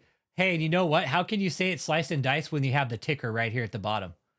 Literally counting off the seconds and the minutes as they go by. Oh, yeah, and the date's there too, by the way. Thing is Rick didn't release this till 2017. It's weird. He released it just pre-COVID, like a couple years before COVID, man. Holy shit. Oh, yeah. Oh, dudes, exactly. Lavelle. Dude, him not being able to have a first Christmas, it's gonna fuck him up. He's like, because I don't get to play with the toys this year. Okay.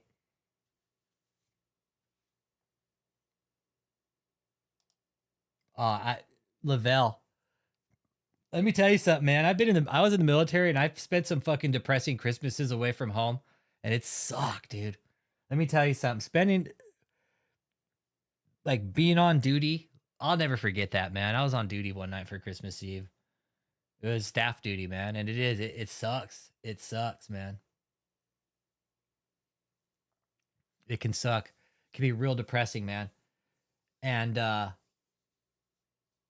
but being in jail on Christmas, fuck, I could only imagine for somebody like David. And he's very deserving of it. Look at all the people. Yeah, no Christmas gifts for the staff. Exactly. No Christmas gifts from David. There's going to be no Christmas this year for anybody. Yeah, there's going to be no One Night with the King. It's all going to be reruns. Yeah, being on guard Christmas Day, it sucks, man. Let me tell you something. Being on duty Christmas Day, it's pretty fucking depressing. Let me tell you that, man. And I remember, there was this guy was driving by as another soldier, and he was driving by all the units. Never forget it. And his wife had put together stockings, and all he did that night, Christmas Eve, was drive around to all the soldiers that were pulling duty on CQ and staff duty. So you had your charge of quarters and then the staff duty. So he was going around with his son and dropping these stockings that his wife had made to all the soldiers on duty that night, man. Let me tell you something. That's fucking love right there, bro. And I can't wait for David to spend his first Christmas in jail. And that's just fucking 13 days. What, 12, 10 days away. 10 days away. David's like, I don't want to spend Christmas in jail.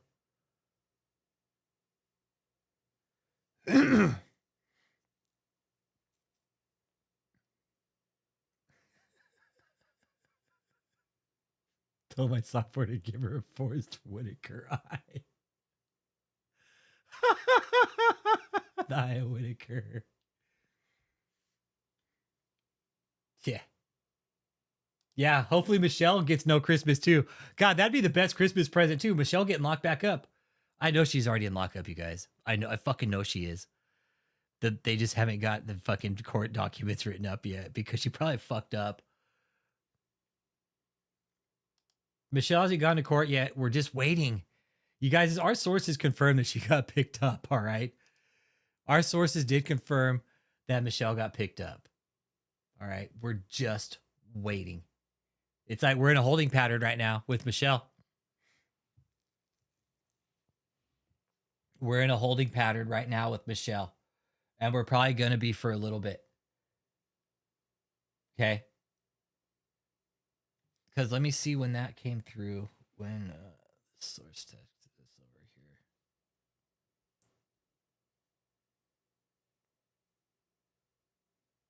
What day was that? That was on the 6th. We're only 9 days, and the 6th was on.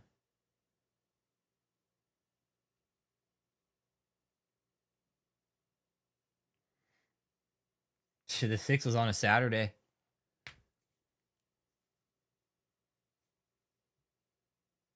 Dave Rich, our sources said yes. Our sources said yes, that the federal marshals did get her. Mm-hmm. And one of my sources also sent me some confirmation from, because there's stuff that some of these people that we talk to, like survivors, they have access to stuff that we don't, okay? because they are survivors, all right? If they've been called to the stand, they've been getting access to certain DOJ websites to know whether or not there have been case updates, okay? One of them sent me this on the 6th. Said, hey, what does this mean? I was like, hey, let me send this out to our sources and let me find out. And our sources all confirmed, yes, she got picked up. Okay. Says Michelle Brennan, charges filed, custody status in U.S. Marshal Service custody. That's what it's telling us right here. Okay. What the charges are, we don't know. It could be more charges, new indictment, or she broke bond.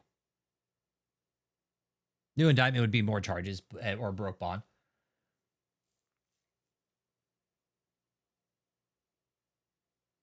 But yes, here it says in U.S. Marshal Service custody. Dude, what the fuck? They didn't go for it once, they went for it twice, man. Fuck Michelle's day up. So yeah. Yeah, and she should, as she should be. Every survivor that I've talked to in this said Michelle is a fucking bitch. Horrible. Horrible person, man. Said she's probably one of the most evil, fucking vile, fucking vindictive people on the market, man. Horrible fucking person, everybody.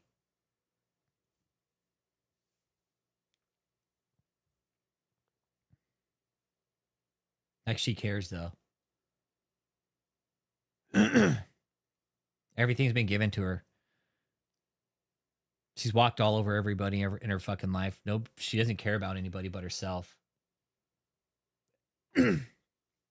She has no reason to give a shit about anybody. Yeah, evil's her middle name. She does. She looks like fucking Fiona from Shrek. And I hope the cult members are watching too. You guys, David is not getting out of jail. Okay. My ear. And yeah, that little bird told me some things that could be life imprisonment for David. No questions asked. I'll let you guys take it from there. There's only very, very few things that would put David in prison for life at this moment. And there's only... No, I don't have the background on, Cat Mom. No, I don't have the background on. Check. No, you should have background.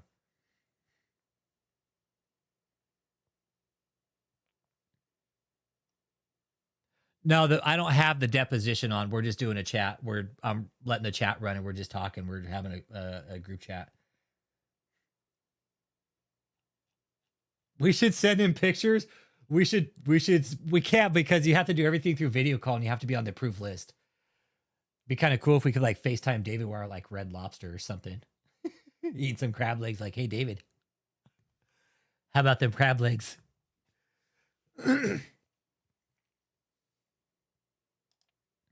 Hey, Chris Brignosa, good to see you, man. Yeah, finally some fucking accountability. And we're talking about the ripple effect, man. Him and Michelle and anybody who ever helped. Kia, Joseph, his son Josh, whoever. You guys have caused this massive ripple effect in life with these people that have fallen into the fucking cult with you guys. Y'all know who you are, Joseph, you sack of shit. Crab ramen packs. I know, we should send David some shrimp flavored ramen. Closest thing he's going to get to crab legs ever again. Nah, Trent, we're still waiting, brother. We're still waiting, man. We are still waiting. We are still waiting, my man. I wish it would come, dude. I want to get it out to the channel. Yep, and Joseph is seriously ghosted. I think he could be down at the hotel, though, Soups. I was down by the hotel this last weekend. One of the white Sprinter vans there, and the cars, there's quite a few cars down at the hotel. So there's that. There's several cars down there at the hotel.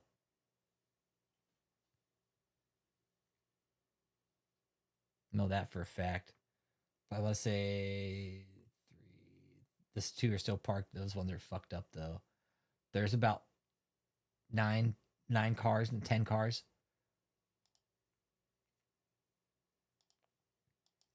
That means they're there. Okay, the white Sprinter van. Yeah, that's the one I saw. It was parked in the... If you're looking at the hotel from the front, Soups, it was parked in the far left corner. Yeah. Yeah, they were in the far left corner. Mm-hmm. Yep, they were in the far left corner. There were several other cars there too. Yeah, so they picked up everybody and moved them south, huh, Soups? That's what I was thinking. Because Taylor, they're not going to be able to stay there. It's too hot. They're only going to do Sunday services there. 15400 Tim Page. I don't know what's up with that place. It could be a dump for all I know. Tampa, they got kicked out of. Ocala, I don't know what's up with Ocala. And then, I mean, the hotel would be the only viable place. Yeah, he declined quickly. Shit, just within the last year. This asshole fucking... No, they can't stay in the homes because of these cases. No, exactly. No, they can't stay in any of these houses. No. Like, no, these are now under criminal investigation, these properties.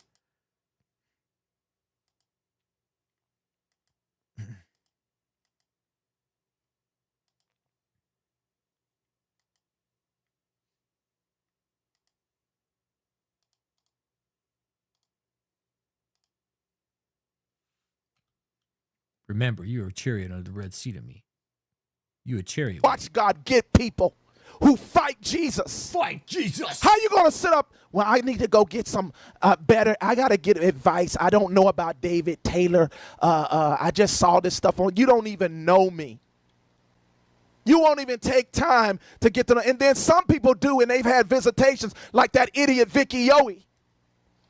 You don't hear nothing from her no more because just like God killed CL, he going to kill that heifer too. That's right. That's the best way. That's the best way to put this, Kelstorm. Leanne, Jekyll and Hyde. It really is a Jekyll and Hyde existence. And David took this video down for obvious fucking reasons because he was so fucking scared. Mr. Badass Apostle, Iron Price got you, brother. Where are they housing the victims?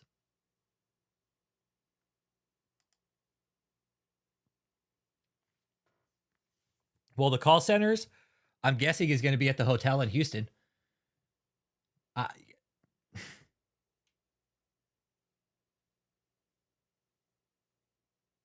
Jesus Christ, the complexity of this operation. Fucking A.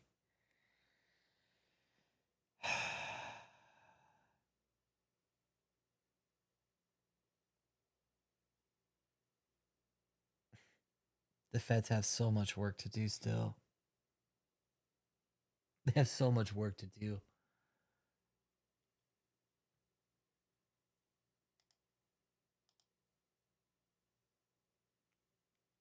They have so much work to do. This was such a complex fucking scam. The Bible calls them a backsliding heifer. He gonna get that heifer because she has turned so many people online who just listen to her and believe in her lies, and she on drugs. And I know that for sure. When she was with us. He's all, because I was doing blow lines off her booty cheeks. He's all, you ever see that movie, Wolf of Wall Street? He's all, well, I was doing that to Vicky Yohe. Well, Iron Price. Hey, brother. Hey. Hey, bro.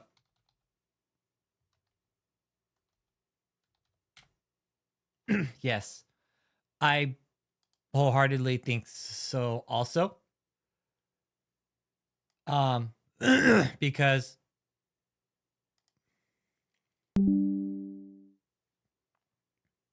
I would have been doing it with her, Soups. Hey, you bringing that shit to the table? Yeah, lay it out. Not anymore because it's all laced with fentanyl and shit like that. You fucking just touch the shit and you fucking overdose. Sketchy as fuck, man. That's when I stopped doing it. When I found out people just started dying just because they were like getting near the shit. I'm like, yeah, I'm good. I'll stop putting shit up my nose now. It's getting kind of dangerous out there. Solid pass for me now, everybody. Iron Price, where you at, brother? Yeah, dude. We always knew David wasn't in good shape. Right, we always knew that. We always knew he wasn't, man. That was just a given, bro. being idle all that time, laying in bed, not exercising, stressing, fucking stress eating, pre-existing conditions, not taking care of yourself, eating a fucking crap diet. Well, all that shit finally caught up with him.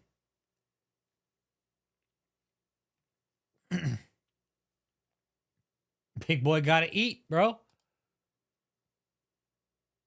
Oh, I almost exactly right. Rapid decline. I know. I want him good and healthy too. I would love him good and healthy. So look, let me show you what he's got here. Okay, so that's a condition.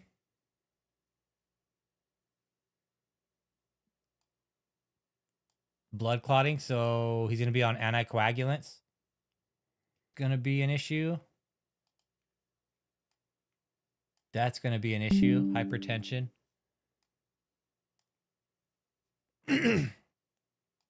E11-9 if it's unspecified.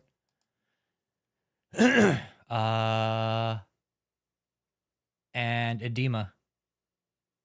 Right here, swelling of the legs. The blood clots. He is receiving his diabetic medication, by the way. Okay.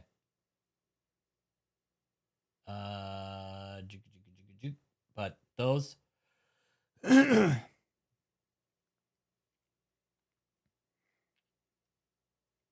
Yeah. Anybody wondering what ketoacidosis is? It's a diabetic coma. They can pull you out of it once they get your blood sugar checked. That's fine. They can reverse it. But all this stuff is because David wasn't taking care of himself. We told him, David, take care of yourself, or you're going to end up in the fucking hospital. We told him. We fucking told him. He was displaying all of the fucking signs, symptoms, and conditions of somebody suffering from all of these. He couldn't stand. He was profuse sweating. I know for sure there are all the symptoms there. He probably just didn't give a fuck until he fucking laying flat on the floor, almost fucking dead. From all of these.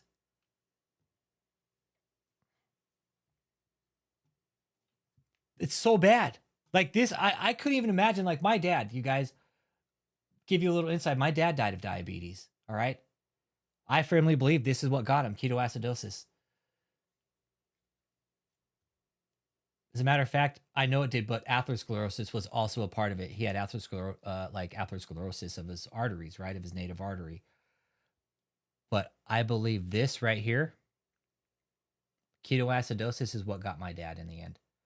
I think what happened with my dad, because of what I found in his trash can, I found like a fucking 7 or 8 sodas, high content sugar sodas in his trash can, like in his apartment after he died. So he had gone in like this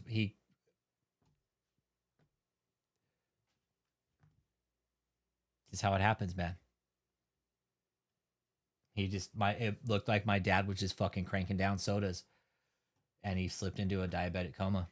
And that was that. Yeah. This is real shit. Like, I can relate to this because this happened to my fucking dad. This is how my dad ultimately passed away, you guys. I firmly believe it listed on his certificate that it was like atherosclerosis, like a heart attack. But this was also involved along with he was diabetic, heart problems, all types of shit. So, yeah, David is very sick. Yes. It would surprise me if he's got like atherosclerosis of his arteries too. Hyperlipidemia. Probably dealing with some fucking hypertension too. So, David, this is befitting, right? All the damage that David's done, look at the damage that is happening to his body. It's just totally fucking destroying him, and him being in jail, it's not going to help him. And he's wanting to go to trial to vindicate himself and the church. That's if he makes it to trial now.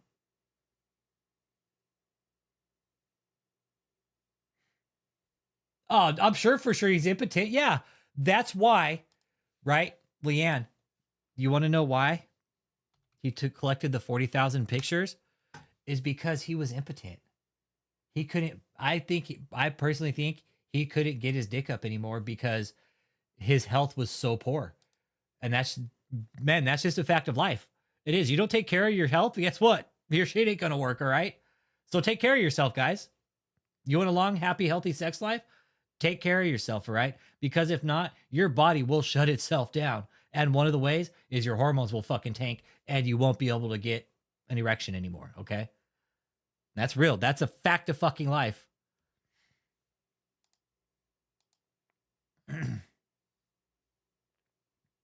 Yeah, not allowing us to get medical help when needed. We had to go sit there and wait for approval. Yeah. PDA West, yeah. The gluttony alone will get him. I agree. His gluttonous ways, right? David's gluttonous ways.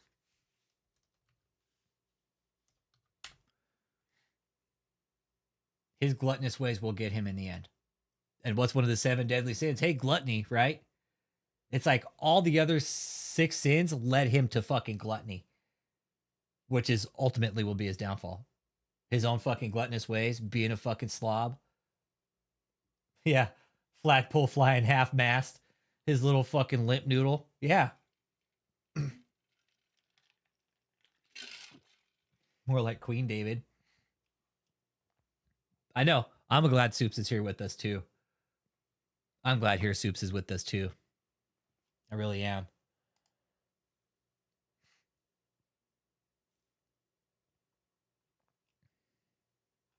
And the lawyer tried to say he wasn't getting his medicine, and the judge said he's getting his medicine. I got a report from the marshals that his A1C is normal, so he's fine. So he's fine now. He can go back to jail.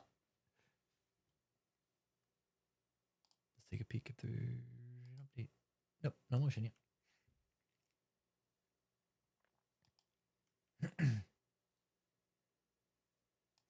And that's Cliff. That's part of it. Hey, for real, that's part of it. Your blood flow, dude. Shitty blood flow.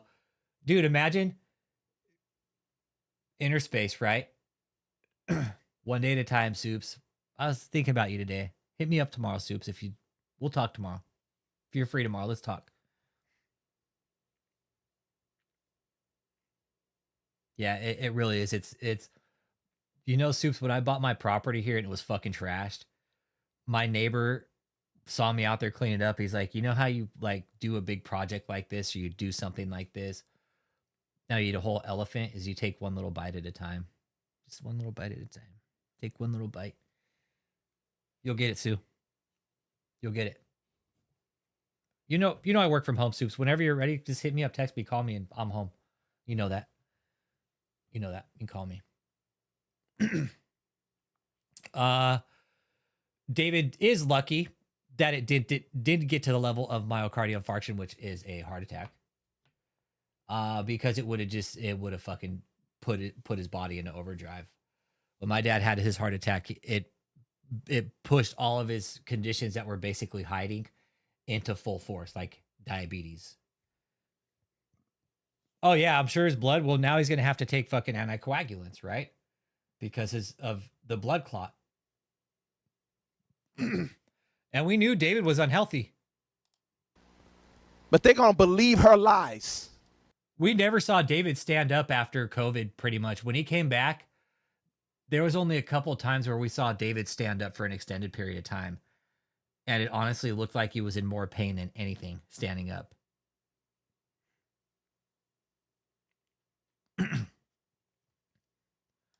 He can't afford to get out of jail. It would honestly be dumb for the judge to let him out. It would be dangerous.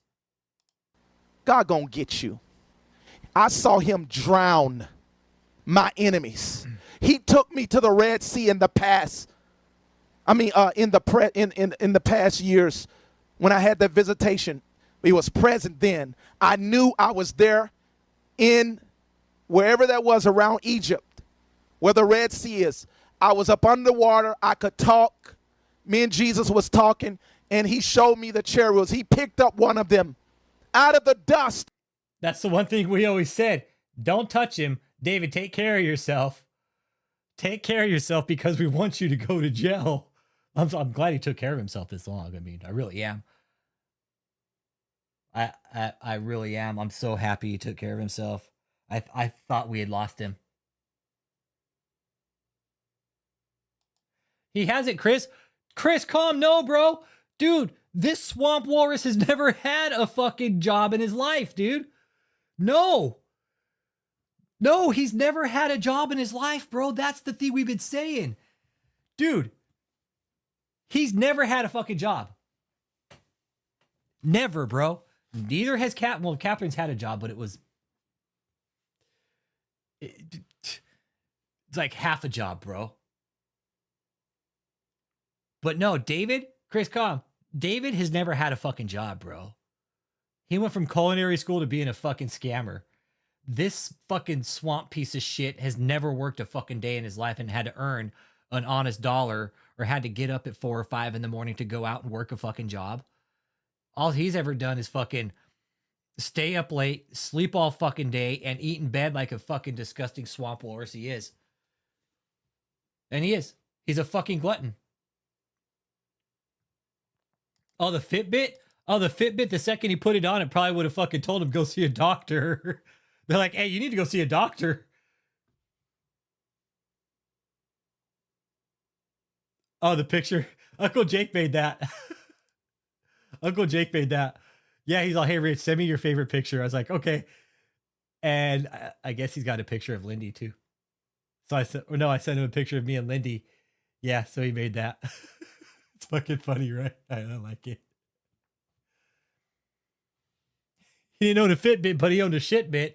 He's all tells me how many fucking skid marks are in my underwear. That way I can change my pad before it gets out of control. Of the water. He says, this happened. And this is what I'm going to do to your enemies.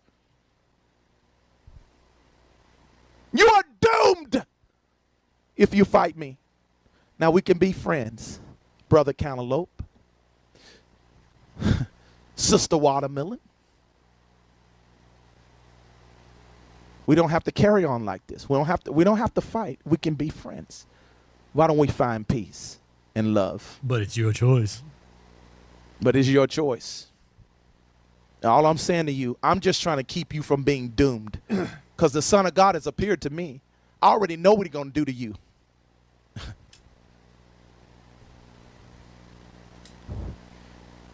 You got this other idiot, this faggot named Rich Holmes. God's telling me to call that punk by name. He's up here speaking all this evil against us, against me on YouTube. You gonna die, Rich. God gonna kill you if you don't repent. So bad. Yeah, you'll be in a car accident somewhere. You just die. You listen. God will take your life in one day. You better repent. Remember, you're a chariot wheel. Right here, the big ass bulging eyes looking at him. He's all, you a chariot wheel under the red seat of me, Rich Holmes. You a pussy. Oh, yeah. This is. Yeah, he got that fake out there name on YouTube. Mr. Apostle can't even tell me the fucking fake name of the YouTuber that's exposing him. I know. He can't even remember their name. That's how fucking dumb he is. Some apostle. Some great apostle. He can't even remember my name.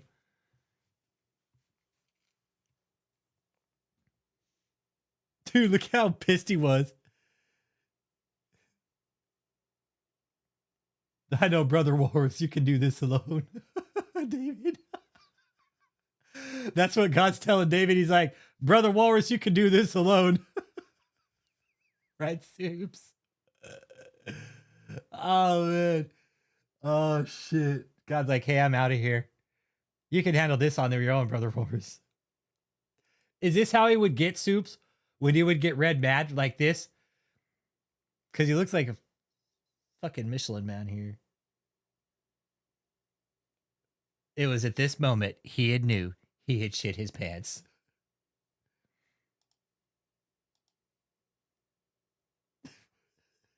That's what it was. Yeah, Soups told me multiple times, she's like, he fucking hated you.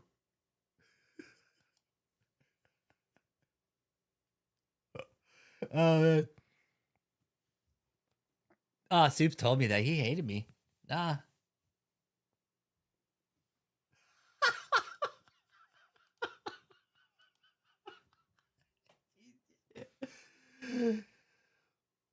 What kind of news would Joseph give him? I'm curious now. I know you've told me, Soups, but I'm curious, like, what would Joseph tell David? Oh, man. Oh, I could see David just being lit. Look at him. He was pissed. No, the judge is going to let him free. No, because I'm sure the judge has seen this, and that was a dox. Under the red sea to me.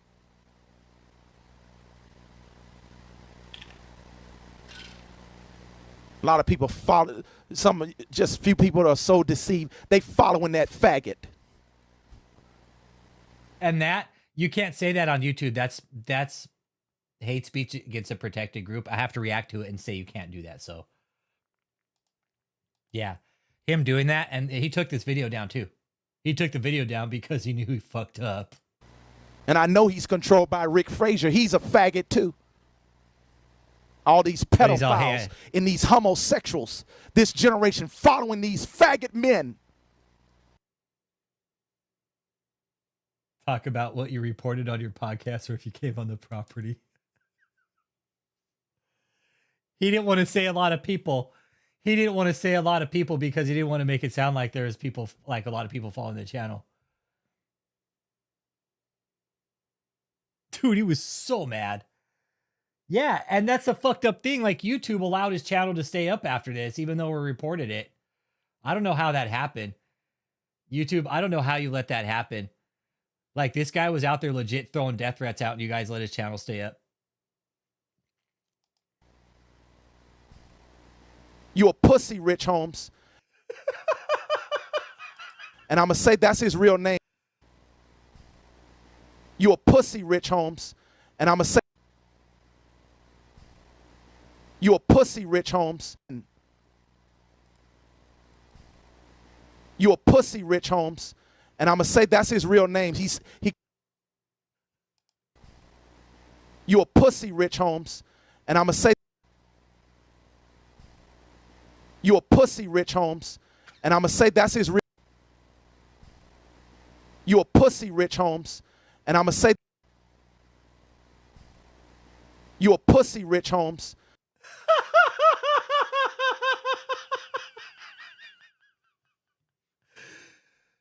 Anybody that out there is following this clown still, let me tell you something. He ain't who he says he is, all right? I know Cliff sent me a picture. David's eyes all fucking bugged out. Seems like a nice guy, right? Grounding knowledge. Seems like a real nice guy. I'd like to love going to church with this guy. Yeah, I was thinking he was...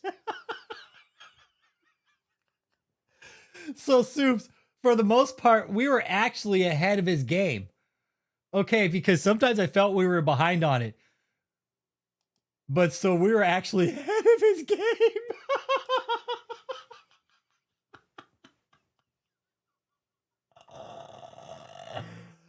Oh, shit.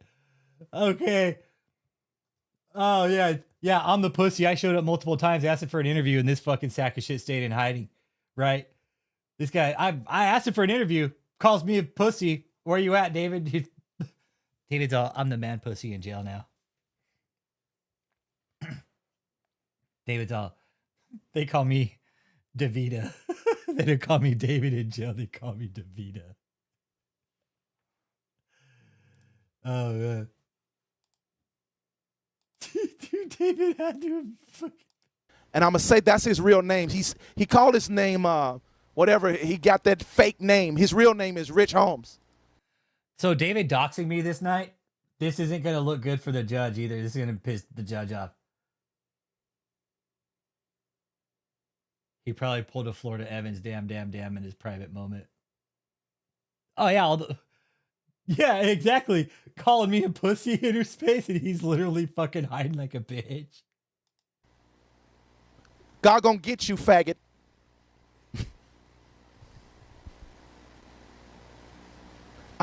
I know Christians, they not used to me. I'm a general. I'm not no, you supposed to be a pastor. You supposed to be sweet. No, I'm a general. I'm a man of war. You bring battle here, I'm going to finish it. Out of war. And I'm going to show you the real power I have. And most of these people who die, they don't die immediately, but they die a horrible death. There's another person that used to be in. This is one thing I always like to point out is how David's Trail of Devastation, he loved to fuck up people's lives, man. He thrived on it, and he thrived on people's downfalls and destruction. And this is proof of it right here. Over and over again. This bit right here is proof of how sick and how much David thrived on the destruction and downfall and death of others, man.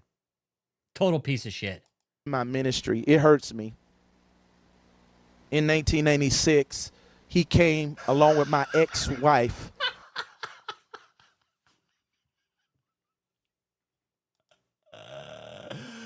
He thought we had them all. I fucking love it. I knew it. I knew it. I knew it. I knew it always.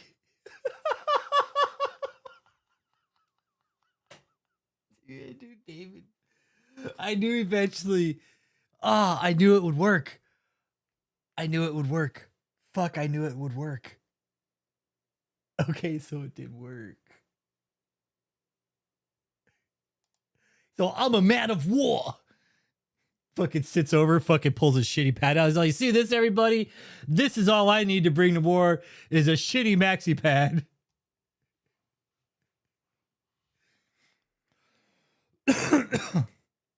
Good, I'm glad he fucking... Oh,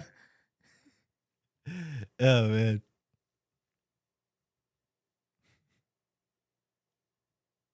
Oh, did we have... No. And Soups, you know what? We didn't. We didn't. Because we knew David was so tight-lipped about everything within the cult. It would be very hard to get somebody to come out and talk, right? But all we had to do was just plant that fucking seed every so often. Bam. Throw it at him every few times that we're talking to somebody on the inside. And it worked. He started making mistakes. Before we ever got married, of course, you know, she out there with Vicky Yowie. Both of them being a backsliding heifer. Backsliding Yeah, heifer. that's what I called them. You know, out there speaking evil of me in this ministry. God gonna get them. But she came with a young man named Ronell to my ministry. They joined my ministry on staff. Well, he eventually turned against the ministry, started speaking evil of me. I told him God gave me a dream that God was going to get his life. He was going to destroy him for what he was doing. He didn't believe it. A year passed by. He said, see, I'm still alive. I ain't died. And he kept going on. So he would threaten you guys if you were talking to me, it'd be a problem. Soups. I could see that. I could see David saying, you better not be talking to him. Yeah, David's secret biological weapon is a shitty maxi pad.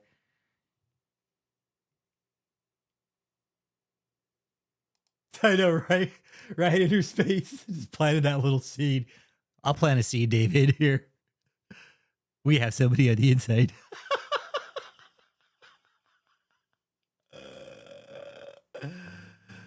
Oh, man. Continuous preaching to annoy him. They should use the same with David, but your videos to annoy him. And just put the same one. Put like the maxi pad prophecy on repeat, right? Oh, they check phones every night. Yeah, see, they turn phones in every night. I do that, Soups. Yeah, everybody got different phones every day, too.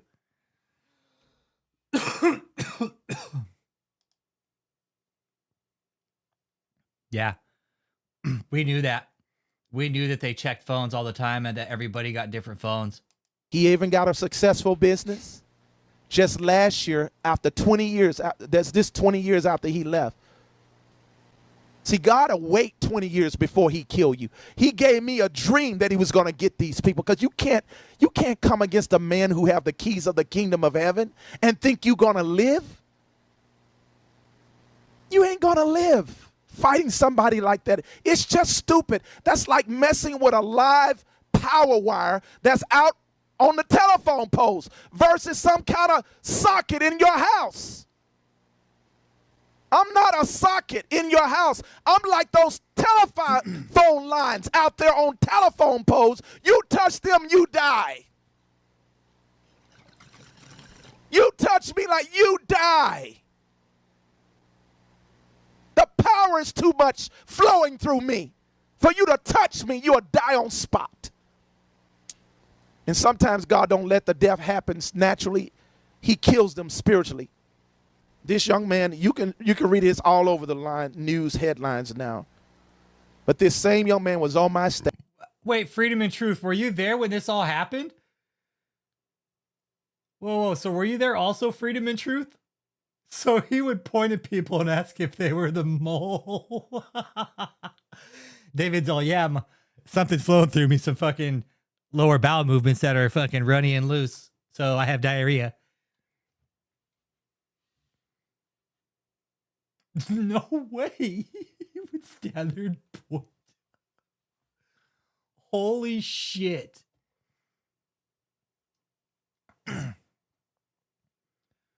Hold on. Let me find something and let me see if this makes sense to you guys. Give me a second. The ones that are in here, the survivors.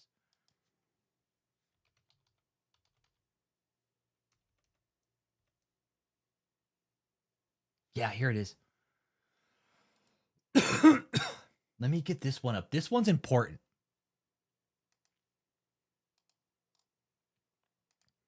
Check this out. All right.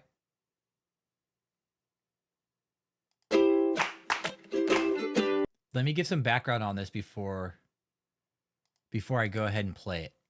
Okay, so this, all right. So survivors are out there. Let me tell you something about this video right here, okay? It's not a video. It was a butt dial. All right, this was a butt dial. And this had come through at one point. I don't know the exact date. Friday, September 17th. Okay. What day did I upload it? It would have been the same day.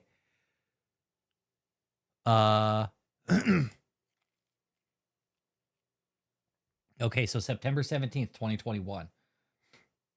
This was when I had my Google Voice. I still have the same Google Voice number, but what happened?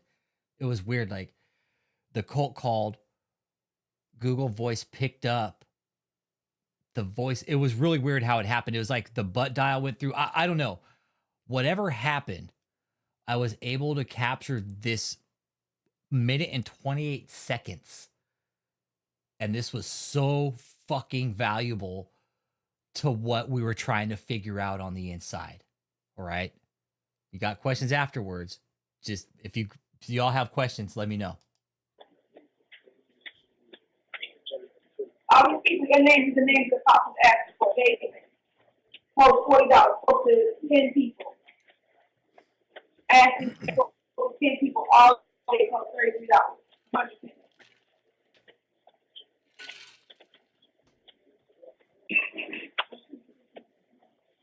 Jockey spoke to 5 people, 0.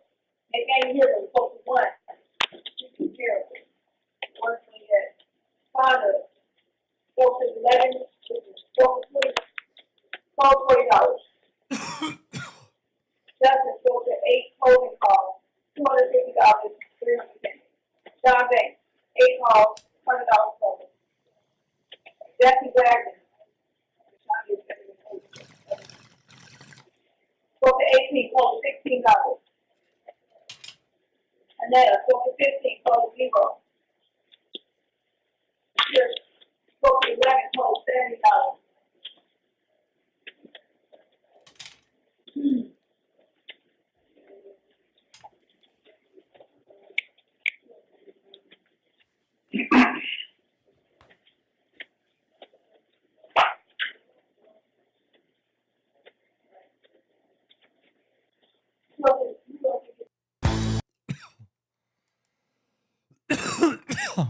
Talk about some damaging fucking words, right? Mm-hmm. Not only I saw a dream, but other people on the. I remember that video well, too. Yes, we did. Yes, we did. Yep, that one was the fucking jackpot there.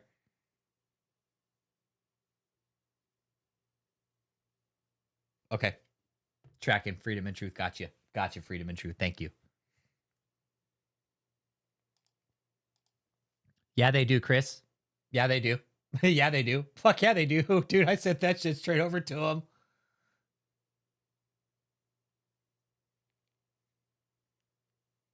No, Chris, they have it. They have that. Fuck yeah, they do. Hell yeah, bro. Dude, you know how fucking damaging that is? Fuck, dude. Yeah, I think that was Angel Jones doing the shakedown. Yeah. Mm-hmm. Yeah, that was that. What you guys were hearing was a fucking shakedown, you guys. That was a fucking legit shakedown of the cult. They were getting their numbers, trying to figure out how much they made. It's Michelle. You were there. Okay. You were there during that call? This fucking love it. Love it. Love it. See? This is where all the pieces are going to fit together. So that was Michelle.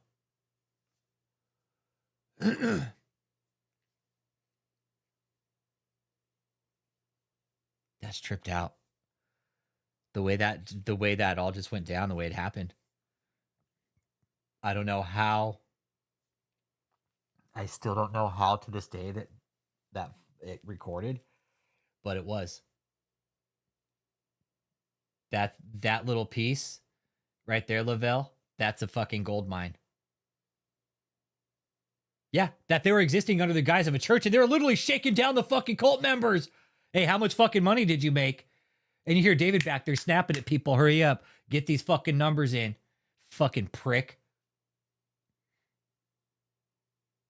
David was mad when no money was coming in. You see, this isn't going to go well. I hope David fucking takes a stand and all you fucking survivors get up there and you guys just fucking dump everything on him. Look straight at the jury. Tell him, this is what this man did to us. We went there. Yes, we wanted to do good. Yes, we did. But you got to explain it. You got to explain it. You're going to have to. That's Angel? Okay, Freedom and Truth. It was Angel? Okay. Yeah, I guess both of y'all were there then, Freedom and Truth.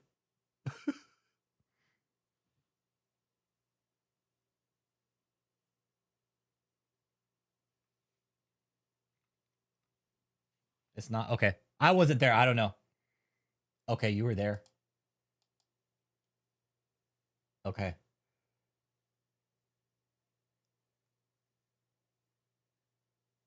It didn't sound like Michelle. That's the thing. It sounded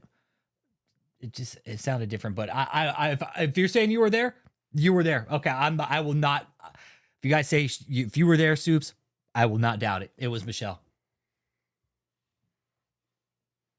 Oh, your name was called. Okay. How many names did they call? That was only a minute and a half. Were there more names that were called after that? How many more names were called after that, Soups?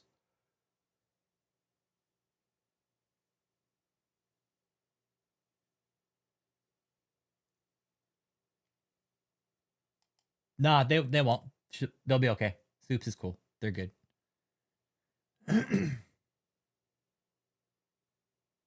Oh shit, so another 20 people.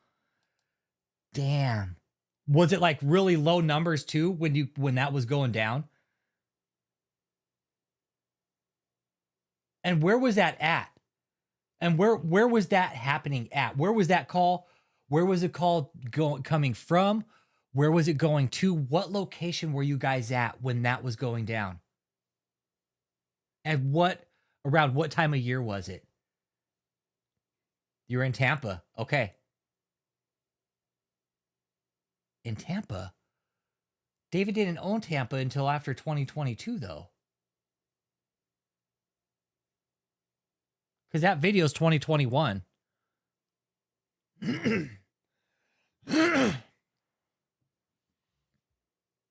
That video is 2021.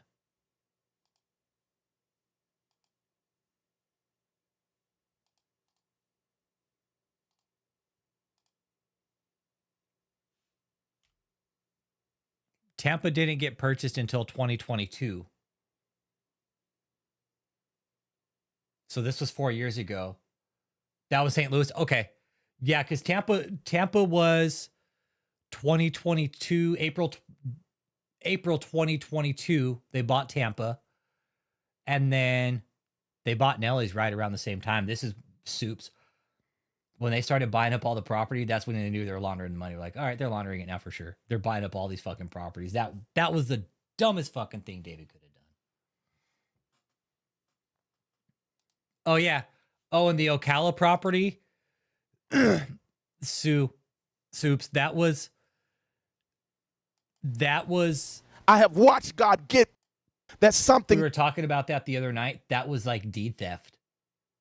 That the people in that, we looked up all the shit. It's really shady how it all went down. It really was. Like, they did some really shady shit to that family, and I hope that family prosecutes the cult. They should. And if that family's out there watching this channel, okay, the 1280 Southwest 38th Street, we know about that place. We know all about it. All right, we know about your parents. We know about how your mom and dad, I think it was your dad that got sick first. And you guys had to put him in a home or something like that. If I remember right, like your parents were elderly, and when the house went into probate, they did some kind of fucking deed theft on it. It was really fucking shady, and David took that house right out from underneath you guys that was rightfully yours. So here we could have a possible deed theft down in Florida, which is a big fucking deal. It's a big thing right now. There's a lot of people doing it. I've been seeing it online. And it wouldn't surprise me if this fucking asswipe did it. Because he's a fucking creep like that. Same with the JMMI building. To me, that spells deed theft.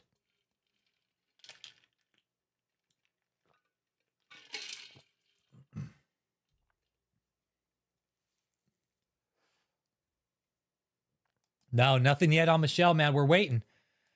You guys, I'm guessing if it's taking this long, they got a lot of shit they got to write up on her. That's what I'm guessing.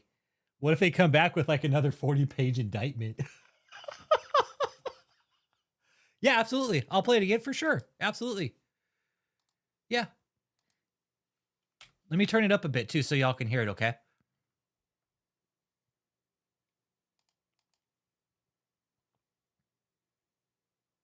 And I'll listen too, because I know Michelle's voice.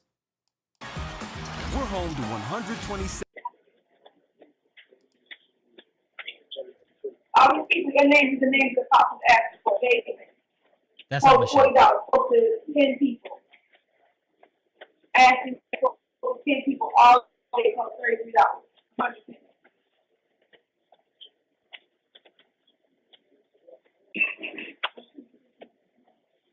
Jockey, 4 to 5 people, 0. That's somebody black. I'm not trying to be racist, but that's black. That's not Michelle. I don't think that's Michelle. They can't hear them, 4 to 1. Unless the fucking G life is coming out in her. That's what I'm wondering. If that's Michelle, then she's fucking gangster. Father, 4 to 11, 4 to 20, $40. Justice, 4 to 8, holding calls, $250, 300. Oh, that's Angel Interspace? Okay.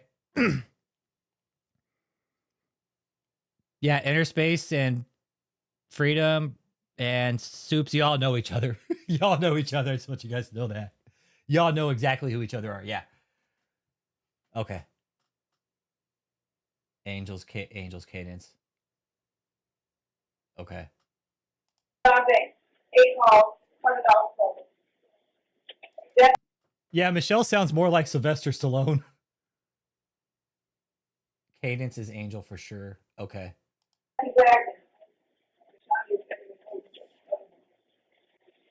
Go to 18, close $16. Anetta, go to 15, close 0. Go to 11, close $70.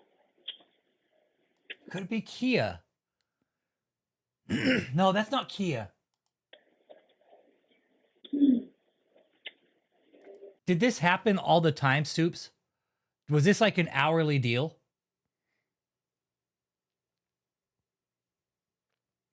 David towards the end was showing mounting pressure. The whole Ponzi's falling apart with the debt. Oh yeah, the debt. He had to be swimming in debt. He was swimming in debt, I'm sure, for sure. Oh. No, you want to know what I found out, Barbs? I have watched God get people. Even the members that were falling into it. Okay, I could see, yeah. And read us the riot act. And down and read us the riot act. Michelle, what a bitch.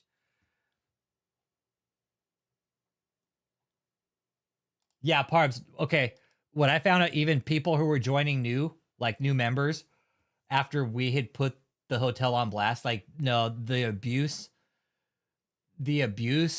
for people coming into the cult, new members, was extremely rapid.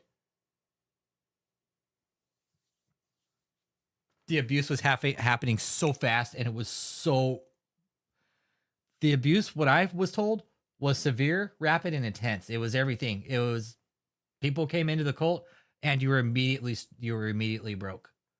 They immediately started going to work on you. It's okay, Soups. That's why we're here with you. That's why we're here with you. We're here with you, Soups. It's all right. It's okay to feel that way. I could imagine that it would bring you chills too. Like, this is... Soups, this is the stuff we're bringing to the public's eye. What this man was doing to you guys. We didn't fucking like it. It fucking pissed us off so much. And then to hear that he was actually shaking you guys down like this, we're like, no siree, Bob, you aren't doing this, you motherfucker. Like, to shake members down, and this fucking piece of shit wasn't feeding you guys. Now that we found out everything, oh my god. Oh man, after we found out in the indictments what he was actually doing.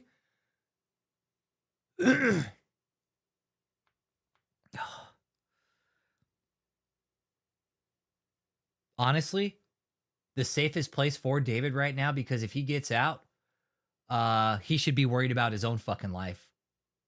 That's what, honestly, the judge would be smart to keep him in jail, because if he lets him out, I can almost guarantee somebody's going to go looking for his ass. It is. Soups, it's worse than what we thought or expected. We knew there was some shady shit going on, and that we only knew a little bit. And then it's worse than we thought or expected. The degeneracy of this one man and what he's done to people. This ripple of a walrus. The fucking swamp walrus right here. He has fucked up everybody's life that he's come in contact with. One way or another.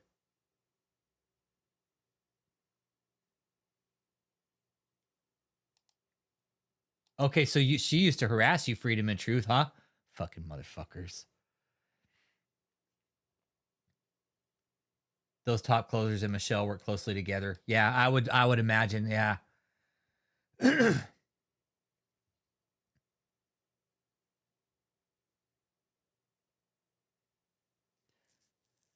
I'm trying to think if we were wrong on any of the shit we were saying.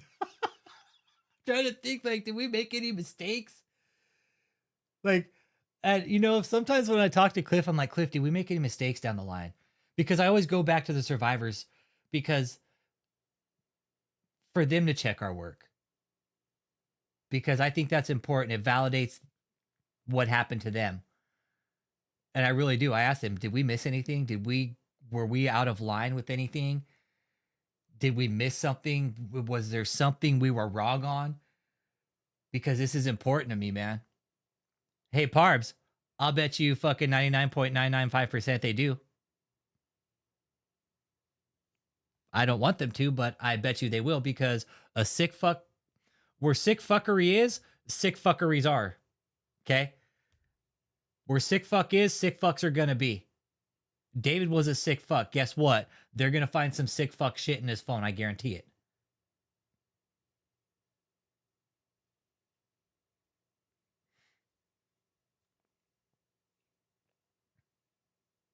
I'm pretty sure powerful people were involved.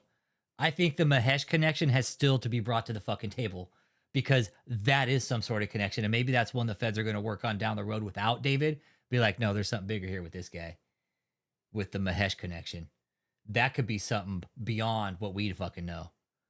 That whole Mahesh deal, I would definitely like to see some criminal fucking activity, fucking prosecution there.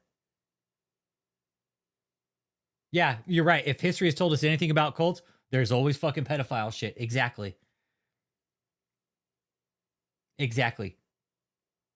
And I'm not afraid to say pedophile because that is the correct terminology. That is the politically correct term for an adult who likes young children.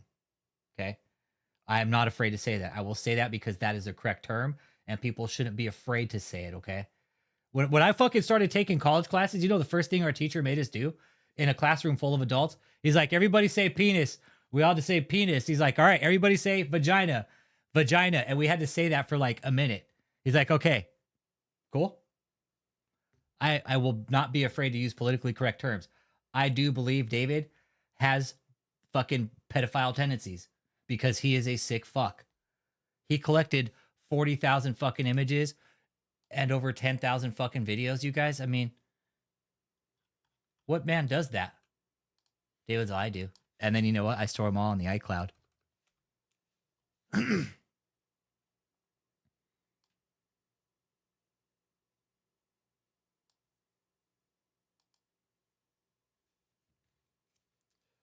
I don't think there was. Hey, Jay Puente. What up, what up, what up?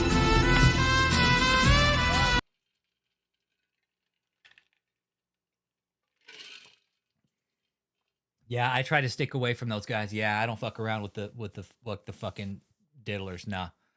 I steer clear of those guys.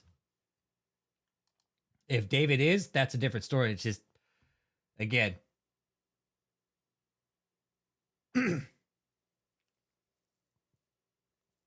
Yeah. Yeah. Hey, not only did they find the images, but hey, Your Honor, don't sweat it. That count is ongoing. Okay, because he was just such a fucking degenerate fuck. And again, that goes back to the sleeping with Barbie dolls, you guys. If we did this all the time, we would have more arrests because we're rebellious. It's not happening. It's there are threats found in the iCloud, Your Honor. Look at that. So now we have threats, text messages, and we have people backing up the threats saying that you actually did this.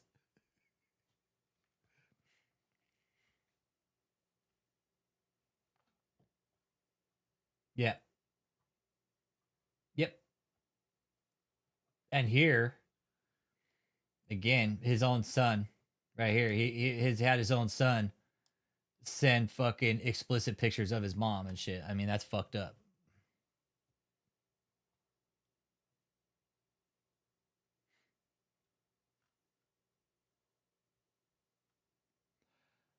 Leanne, I'm sorry, 40,000 pictures, they're going to find some sick shit. Yeah, it never was. It was never enough for what they brought in. You're absolutely right, Parbs. It was never enough. It was always more, more, more, more, more. You have to bring in more, more, more, more. It was always more with David. Hey, Kim. And I was talking to Cliff today. So one is all it takes. One is all it takes, you guys. One is all it takes. And guess what? They'll be able to track that picture where it came from, how it got there, if it was sent, where it went, and if he was responsible for disseminating that type of material, you're fucked even more. They just add charges on, man. This is start tacking charges.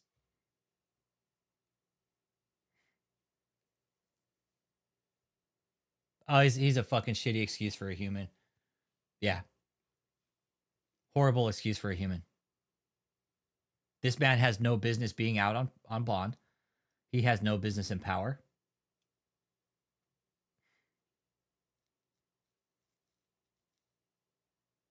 Mm-hmm.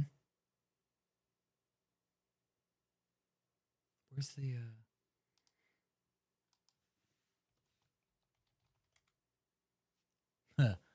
I like the one where they talk about the 6 cell phones they found in the safe.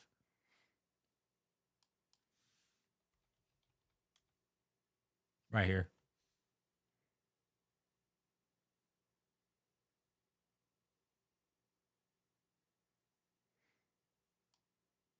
That's David's phone.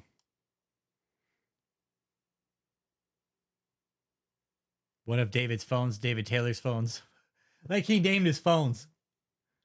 David named his phone, so it's going to be real nice to be like, well, how is David going to dispute that evidence in court? Those aren't my phones. Well, Mr. Taylor, why are they named after you? Ask Michelle. She knows. She's the one who named all my phones for me.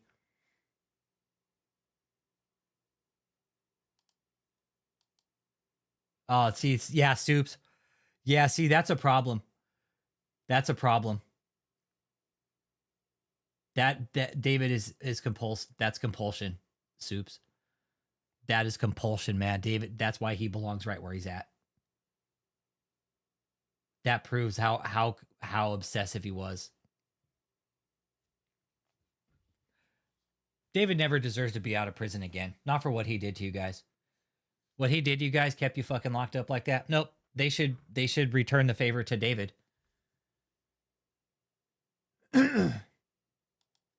Exactly. David's the type of depressed narcissist that hates everybody and wants everybody else to be miserable because he is. Dead serious. That's a fact. That's a fact. He's the worst kind of asshole. Look, and he's threatening people. Yeah, defiling women, telling women he's going to send nude pictures if you say anything against me. That's called sextortion. It's a real thing. Sexploitation. It's a real thing, and you can get charged for it.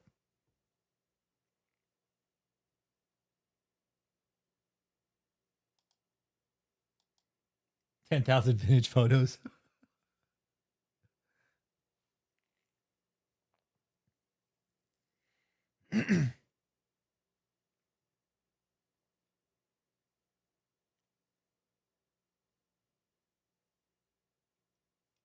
I mean, David is a sick man. Oh, here they are.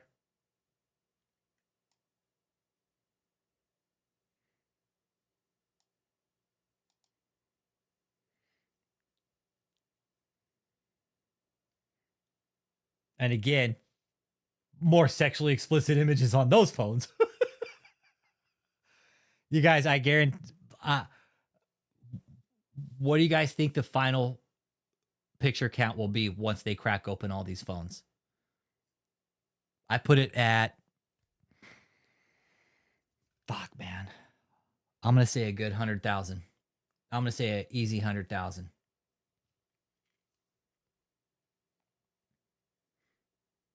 What do y'all think, man? They're already talking about they found 30 to. So wait, they found 40,000 images, right? First, they found 40,000 images and 10,000 videos. Okay, so there's 50 right there. And then they found another 6 phones plus 3 on. Yeah. Were locked in North Carolina. David was arrested. He had 3 phones, Your Honor, that were locked, and David Taylor gave them names. General David E. Taylor, David Taylor, and David Taylor 2.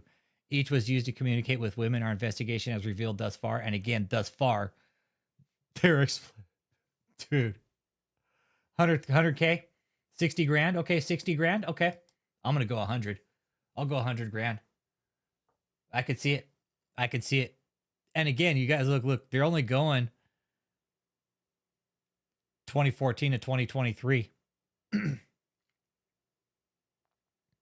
I could see him cracking off. And you know, man, Cliff told me too, when I was talking to him, he's all, dude, David, he would have us go get women out from the congregation after those services and have them bring them to the back. And he's like, we knew what that meant. He's like, he would like go crack one off in the back after a service. He would take a woman in back in his office and have sex with her. Well, he uploaded them to the cloud, Soups. He uploaded them to his iCloud. And Cliff says, that's why I was always buying extra storage. Yeah, depending on how big your phone is, I mean, your phone can hold a lot of images. But David, what he did, he saw nobody ever think to look on the iCloud. Nobody's ever going to look there.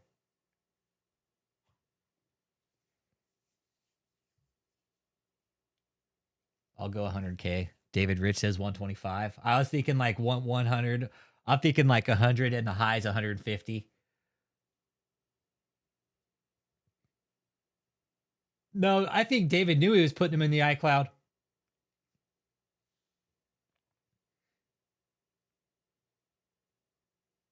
I know he knew about the iCloud. He had to have. That's where he was storing all the images. He knew he had to have. 2014 to 2023, approximately 40,000 images and over 10,000 videos. The count is ongoing, Your Honor. That was at 10/31. We're what, 2 months later? Exactly, almost 12/15. Anybody want to take a stab that maybe that number doubled? I'm thinking it doubled by now.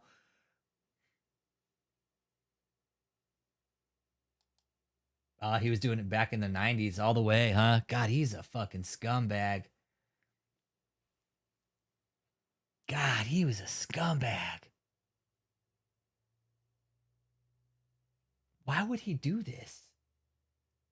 Why would David do all this? Did he get picked on in school? Like, what happened? What happened? What happened in his childhood that this one man could fuck up so many people's lives in this amount of time? What happened?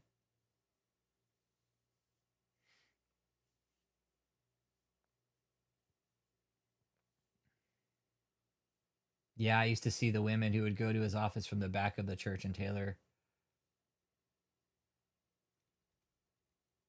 I know, Pars, right? It's like, why do you store anything? There's fucking endless shit online to watch.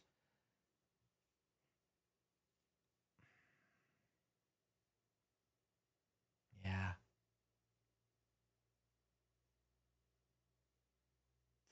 Stupid. Paved the way for the feds, that's for sure. He's like, hey, you know what? Go ahead and look at my iCloud. That's where I keep all my shit anyways. Behind the black curtains.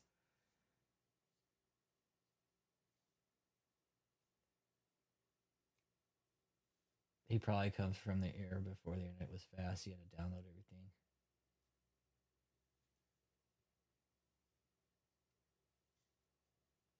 Yep. Yeah, this gig is over. Cult members, if you're watching, this gig is over. This gig is over, man. Especially with Michelle, her trying to say she didn't know what the fuck was going on. But she knew, don't put this in email. She was definitely trying to hide her fucking tracks. So Michelle playing Miss fucking innocent victim. Bullshit. Bullshit. I hope the judge sees right through her.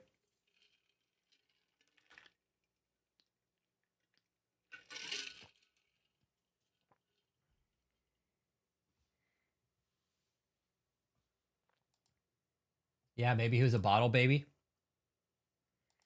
Do I think David E. Taylor was on drugs? Yeah, I think he was doing dark web shit for sure. Yeah, I think he was. I think he could have been looking at shit on the dark web for sure. Yeah. Yep. They'll go through his browsing history. They'll go through his fucking browsing history and find out what he's been doing. For sure. Once they get his phones, and they'll fucking pull his whole fucking browsing history. They'll go look at every fucking website that he's visited, every fucking email he sent, text message, image, anything that David has ever fucking sent. They will find out. Every website he's clicked, link he sent, email he's fucking forwarded, everything. They will know. From 2014 till now.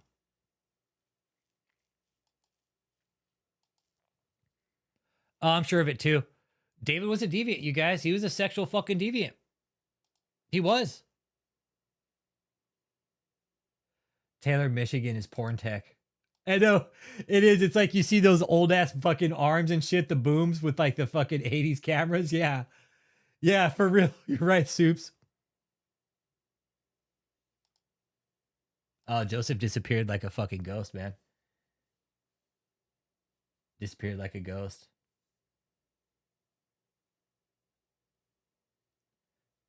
Leanne, Joseph, David Googling how to hide gold bars. How to smuggle gold bars into America. I could see him doing that because he did. He smuggled those gold bars in. Yeah, no, yeah. Well, Joseph apparently has a fucking mental health degree. Yeah, fucking right. Okay, Joseph. Joseph bailed out. And it wouldn't surprise me if they find some fucking creepy shit on Joseph's phone because he's a fucking weirdo.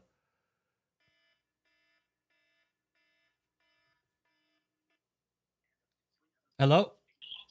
Rich, Yeah, who's this? Miss Pamela, How you doing, ma'am? I'm doing okay. We're live. Are you okay talking while we're live? Are you live? Yeah. Yeah, I thought I'm having trouble texting. Oh, okay. Is everything okay? Can I call you afterwards? Yeah, how about doing that? Okay, I'll do that. I'm about to wrap it up here in a few minutes.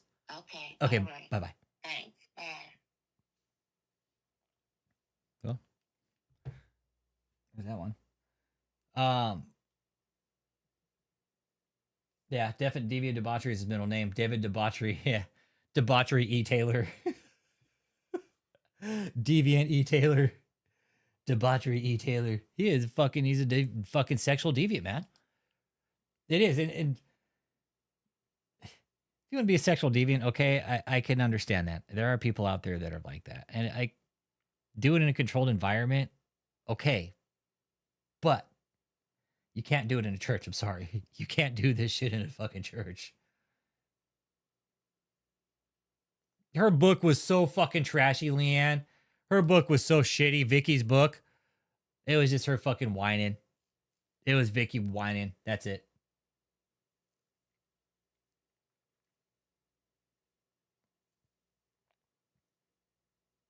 Poor man Steve Martin. Ah, that's too funny. That's too funny.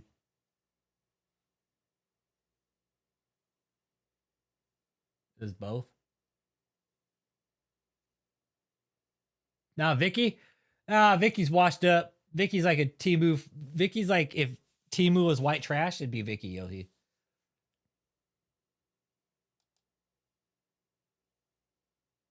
Yep, and now Dave, exactly, Steve. Now David's just sitting in fucking jail. Now David's just sitting in jail.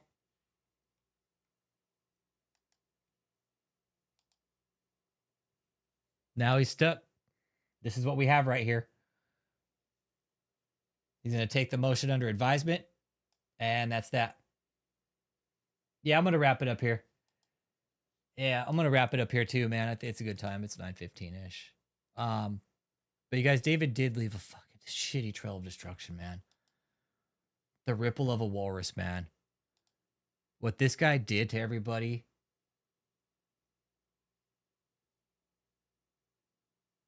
Like, these fuckers talk generational curses. What this guy did. What this guy did. This fucking asshole. You, Dave, he has... Soups, you come here and vent any fucking time. That's what we're here for. We're here so you guys can dump this on us and let it go. No, that's why we're here. We're here so you guys can give it to somebody else. It's time you guys let this shit go and let us decompress it for you and put it out into the world and let other people take that from you guys. You guys have been through enough, man. That's why we wanted this community to be open and welcoming. Like, we don't put up with shit here. We don't. We want you guys here to be able to come and vent and say whatever the fuck you need to say. We want it that way. It's always been that way. Yeah, fuck that. Shed it. Drop it here. Drop it here. That's what it's here for. I mean, Jenny Janik, look at the fucking shitty mess he left her. She'll never have kids. There's a ripple effect there. This woman will never have kids. She'll probably if Jenny doesn't have brothers, I think she does. But she'll never have kids, so she won't be able to carry on the Janiak name if her sister doesn't have any sons. Okay? So there's that. Let's see. Michelle fucked up her life. David fucked up his own life. There's Stockton Crush. Let's see. Fucked up Kathleen's life. Catherine fucked up her own life. Yep, that's why we're here. We want you guys to vent. That's why we're here, man. We knew you guys went through some shit, man. We did, and we didn't like what we were seeing. We really, really didn't. We were super fucking bent that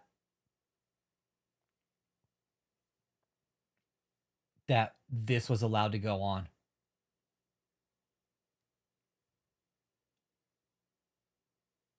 This is when I pulled his credit report. When I pulled his credit report. Oh man, he was so pissed. Look, there's Kathleen.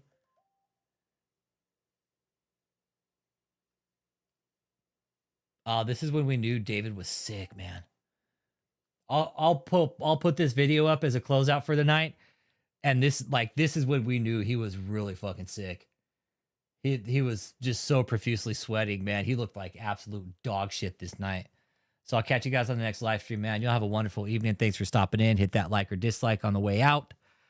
If you're a cult member, you need help, you can call the human trafficking hotline right here, which is what I would recommend you guys do because they're very aware of this case.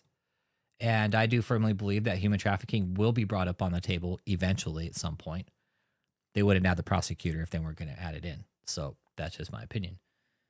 But call this number. You can text, chat, or you can just dial 911 and say you need help and they'll come help you. I wouldn't call that many loyal followers, man. It made it worse for him, Oren. That made it worse for David. It didn't make it any better for him. I can guarantee you that, dude. It definitely made it worse for him. It definitely made that worse for him. No, I appreciate y'all being here, Kim. We'll close it out with some fucking epic money grabbing rants from David. Him and the King of Hearts. Oh, he looked like shit this night. Y'all have a good night. Say this because every week I've come, you know, the Lord told me, he says, you got to talk to the people about giving because the next campus for the next phase of this massive vision got to be done. And we need to put down $5 million for this campus that's coming. That's how much they want us to put down, $5 million. And so I want to be able to give them $5 million so we can get this campus, so we can get this deal done in the name of Jesus. And so that's why I want you to participate in your giving. A lot of you can give more than what you've been giving.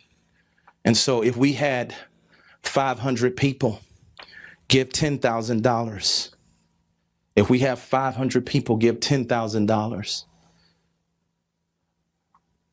we can raise $1 million in one day.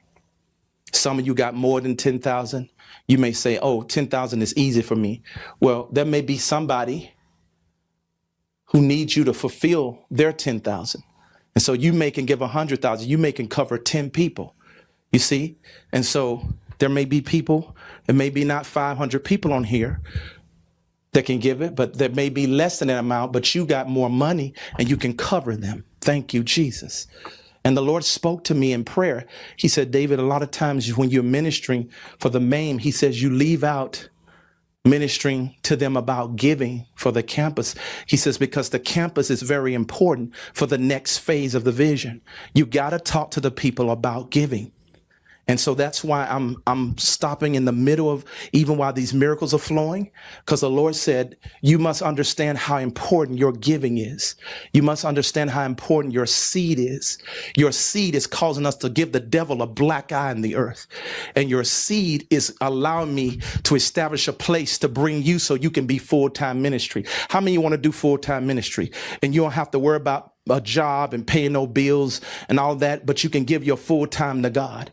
Yes, I'm establishing something like that, but it takes money to do this. You know that taking care of people full time, that's a lot of money. And so you got to understand, you got to give your best. You can't give your less for something like this.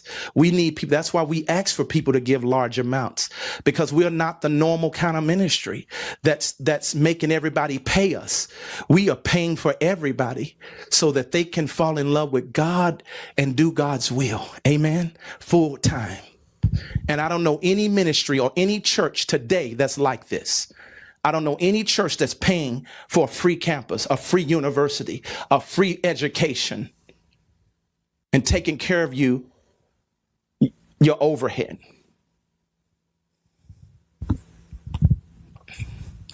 So all those who say I'm a money grubber, they are liars. You know that.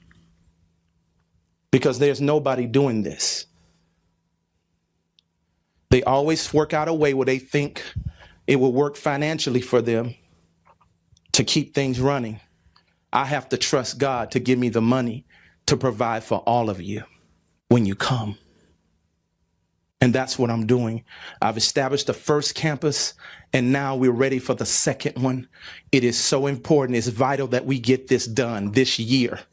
We cannot wait. I had a dream that they're going to sell that campus if we don't raise the money. That's the dream I had. I was warned by God in a dream in my sleep. He says, if you don't give them the money, if you don't show them certain things and get this done, they're going to sell it to somebody else. I had a dream, and God don't lie to me in dreams. He showed me the same thing about the Tampa place that we own now, down in Tampa, that he showed me in a dream to get that place. And he showed me that some of the people on my staff was dragging their feet about things, and that it will sell if we didn't do it, if we didn't get it in time enough. And so I pushed it like I'm pushing this now. And so what I'm saying is I had a dream from God that if we do not get our finances together and y'all going to start giving and giving big, we will lose this campus. We have a great opportunity to buy a campus, but I need you to get on board, and I need you to say, I have 10,000, I have 100,000, I have this much that I can give to it so that we can see the next phase of the harvest come in. Hallelujah. Now, everybody lift your hands, and I want you to begin to ask God what he wants you to give. Do it now, quickly, because I believe that your miracles of finances happen as you give. As you begin to give, God gives back to you. That's right. Give, and it shall be given to you. Good measure, pressed down, shaken together, running over. Well, I cause men to give into your bosom, Jesus said. Give, and it shall be given to you. So every time you give, God is going to give you back more. That's the word of God. That's the words of Jesus in red. So lift your hands and ask God, Lord, what should I give? Come on, in the name of Jesus. Lord, I also break a stingy spirit, because I sense that there's some heavy hitters watching me tonight. There's some people that can give 200,000, 300,000. They can give 50,000, 20,000. They had it saved up. But God, that's a stingy spirit on. There's a spirit of fear of them giving big amounts. And God, I rebuke that spirit in the name of Jesus. I pray that you'll give them a spirit of faith to believe, to sow into a vision, to sow into your work, to sow into the end time move in the name of Jesus. And I release great wealth on those who obey me right now, to the sound of my voice as a prophet, as I come to them and tell them what you said. God, I release great wealth, millions. I release increase on their life, to see them increase in the name of Jesus. Mike Capel here, Patriot Software's founder. Before starting my first business, I had hobbies like snow. Hallelujah. Now lift your voice and give God a shout. Come on, lift your voice and give God a shout right now. Right now, right now. Before I pray for miracles, God says this financial situation is important. When I had a dream about this financial thing, God says, you make this a priority tonight. And so I want right now, Pastor Steve and also Pastor Joseph and them to tell you how you can give. We need to take care of this now, quickly. Come on, I want those who can give, you need to do it now. Do it now. I want you to start texting me right now on Zoom, on Facebook, on YouTube. Tell me what you're giving. Do it right now. Do it right now. Say, I have this to give. Come on, quickly. Those that are among that 500 group that can give 10,000, tell me. I'll give 10,000. I know I have it saved up. I'll give it to you quickly right now. Come on, text us. Tell us what you're going to give right now. Say, I don't care if it's $14.95. God loves that. Whatever you can give, God is pleased. Come on.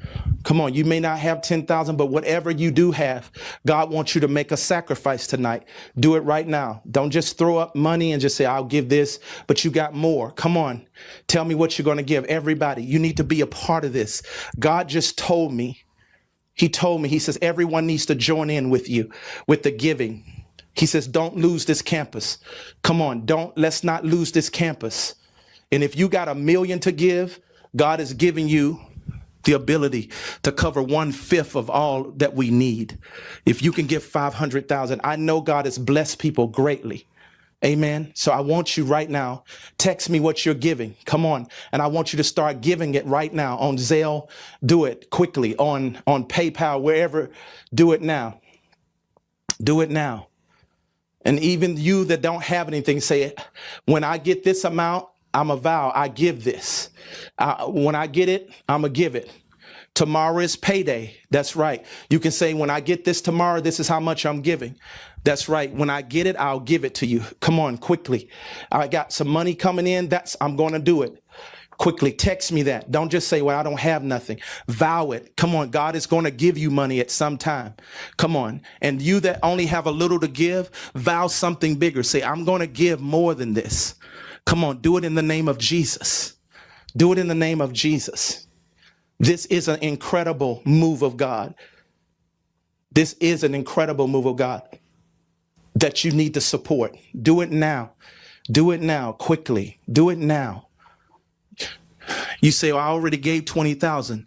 Give another 20 if you haven't. Come on, do it. That's right. Text me right now. Come on, increase your faith. The Bible says God gives seed to the sower. So if God gives seed to a person who sows, then you should be saying, God, I believe that you can give me this amount of seed, and this is what I want to give. And I want you to start texting me now. Tell me what you want to give. Tell me what's really in your heart that you want to sow to a ministry like this that you don't have. Come on. Come on, do it. And God will start giving you the seed to fulfill that promise. Do it right now. Some of you may want to give 10,000. You may want to give $1 million. I don't know. Whatever it is. Quickly. Some of you may not have 10,000. You may have 1,000. You may have 1,000. Sow 1,000. Obey God. Obey God. Do it tonight. And I don't want to keep just the money being in the vow ram. There are a lot of you that got money on you right now. And you need to obey God. You need to obey him, because God is going to bless you if you do. Right now. And if you get offended because I'm asking for finances, then you have a devil in you. That's right. I said that. You have a devil in you. And don't be listening to these preachers that preach against finances, because the church is being attacked by false preachers who want money, or they're calling us false. Don't listen to them. They got the devil in them. We got the Holy Ghost. And we teach you to do what the Bible says. Don't listen to CNN and all these other lying media. And even some of these preachers are preaching against tithe and offerings. Don't listen to them. They're liars. Anybody who preach against $1,000 seed or either tithing, they are in error. They are wrong. Don't listen to them.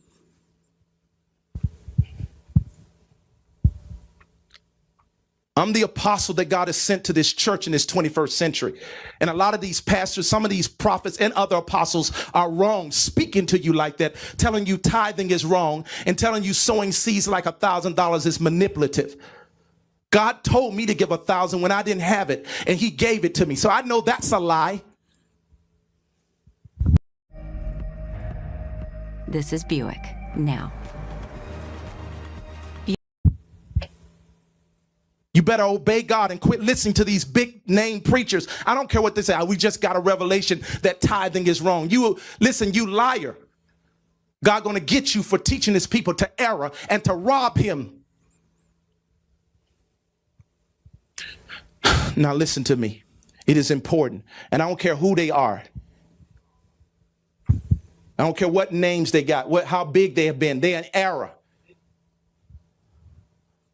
And I pray for them that God will help them, because the devil has deceived them. Now, I want you right now, I want you to release the finances that God has called you to give right now. Do it now. Thank you, Jesus. God told me there's a lot of you listening to me under the sound of my voice on Facebook, on YouTube, on my website, on Zoom. You have finances that you have to give, but you're holding it up. You have it saved. You have it put away somewhere. God wants you to sow that right now. You have large amounts that you have in savings or annuities, or you probably have to go in a CD and break it, but God is giving it to you. You need to sow it tonight in Jesus' name. Someone by the name, I think Bridget, said, I'm giving 50,000 tonight. They just gave 50,000. Come on, give God the praise for that. That's what I'm talking about. I know when God tells me there are people that can give that kind of money, I know they're here. I know they're here. And she's not the only one. There's some more of you. Come on, tell me what you can give. You have money put away.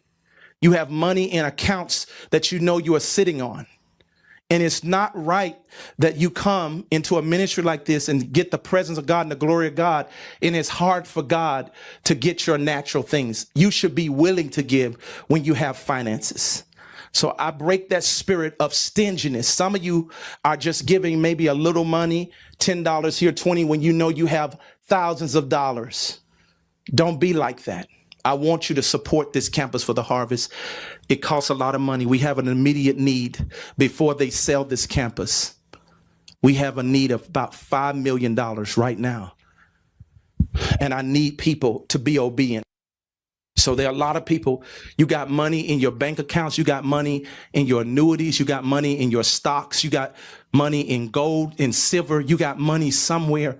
If you go get it, God will bless you if you give to this ministry that's helping vast amount of people around the world.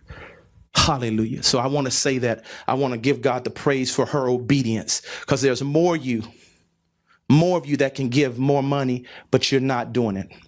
And some of you saying, well, I got to wait to hear God. I don't mind people hearing from God. That's wonderful. But God said, if you believe the prophet, so shall you prosper. He says, believe the prophet. Quit being super spiritual. You don't have to pray to God if you got to wait at a red light. The government tells you what to do. You don't have to pray about that. God has a government in his church, and they're called prophets, apostles. And when they tell you to do something, if you'll just obey and believe their words, God will bless you.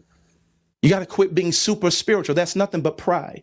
And some of it is really an argument to keep you from giving what you really should be giving. It ain't a question if God wants you to give. And I want to see those that right now text me. God has given some of you dreams to give the JMMI. You've had dreams about giving, because I want those on Zoom and everywhere on Facebook. I want them to see this. God has already told people to give here. Come on, text me, all of you who have had any dream where God told you to give to this ministry, supernaturally, in a dream, in your sleep. Do it right now. Say, I'm one of the ones God told me in a dream to sow. So I have a mouth-to-mouth relationship with God. That means when I get up here to speak, God starts to use my mouth. So I don't have to worry or ask you to pray to God to what to give. God is telling you what to give through my mouth. He's commanding you what to give. If you obey, you'll be blessed. It says, believe his prophets, and so shall you what? Prosper. And those who have believed my words have become millionaires. You've seen the testimonies in my ministry. That's why I have a multi-million-dollar ministry. It's so massive around the world, in over 200 countries of the world, because when I speak, God does things for his people, especially in the area of finances and money. People get great wealth. And I thank you for it, Lord. I thank you that this is not a ministry that just takes money from people, but you don't back up what I say. You bless people with millions of dollars, sometimes hundreds of thousands of dollars.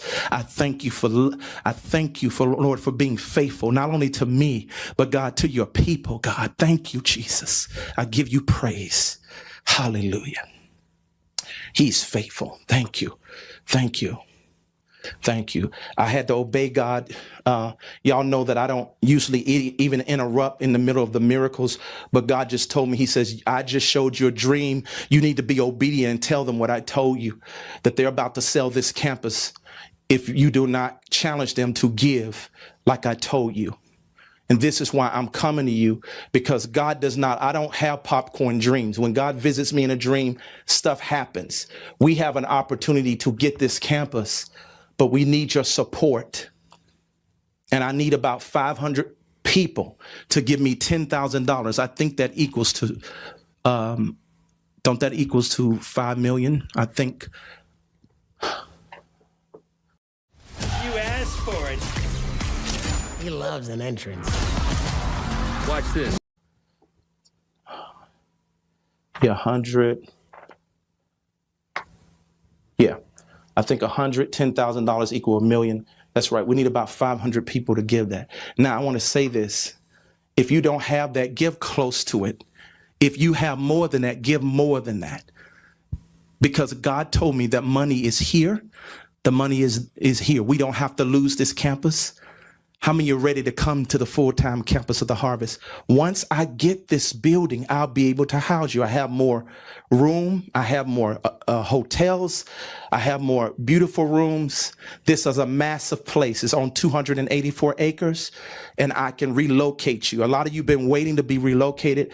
This has been the hindrance. It's the space, and it's also the amount of finances we need. So I want to love you. I want to do what I'm going to do anyway, but fulfill my word as I promised you that I would bring you. But we have to have this space. Now, I want to provide the place so you'll be able to be comfortable. Now, my early staff, they are troopers. They've been through a lot to get us to this point. Thank God for them. I love my staff. You may see me correct my staff, but I love my staff as sons and daughters. And I want to see them do very well. I want to see them become greater than what I have ever accomplished on the earth by the time I leave. And so that's why I am hard on them. I want them to become great. So I don't rebuke them because I don't love them. They know I love them. And that's why they don't leave.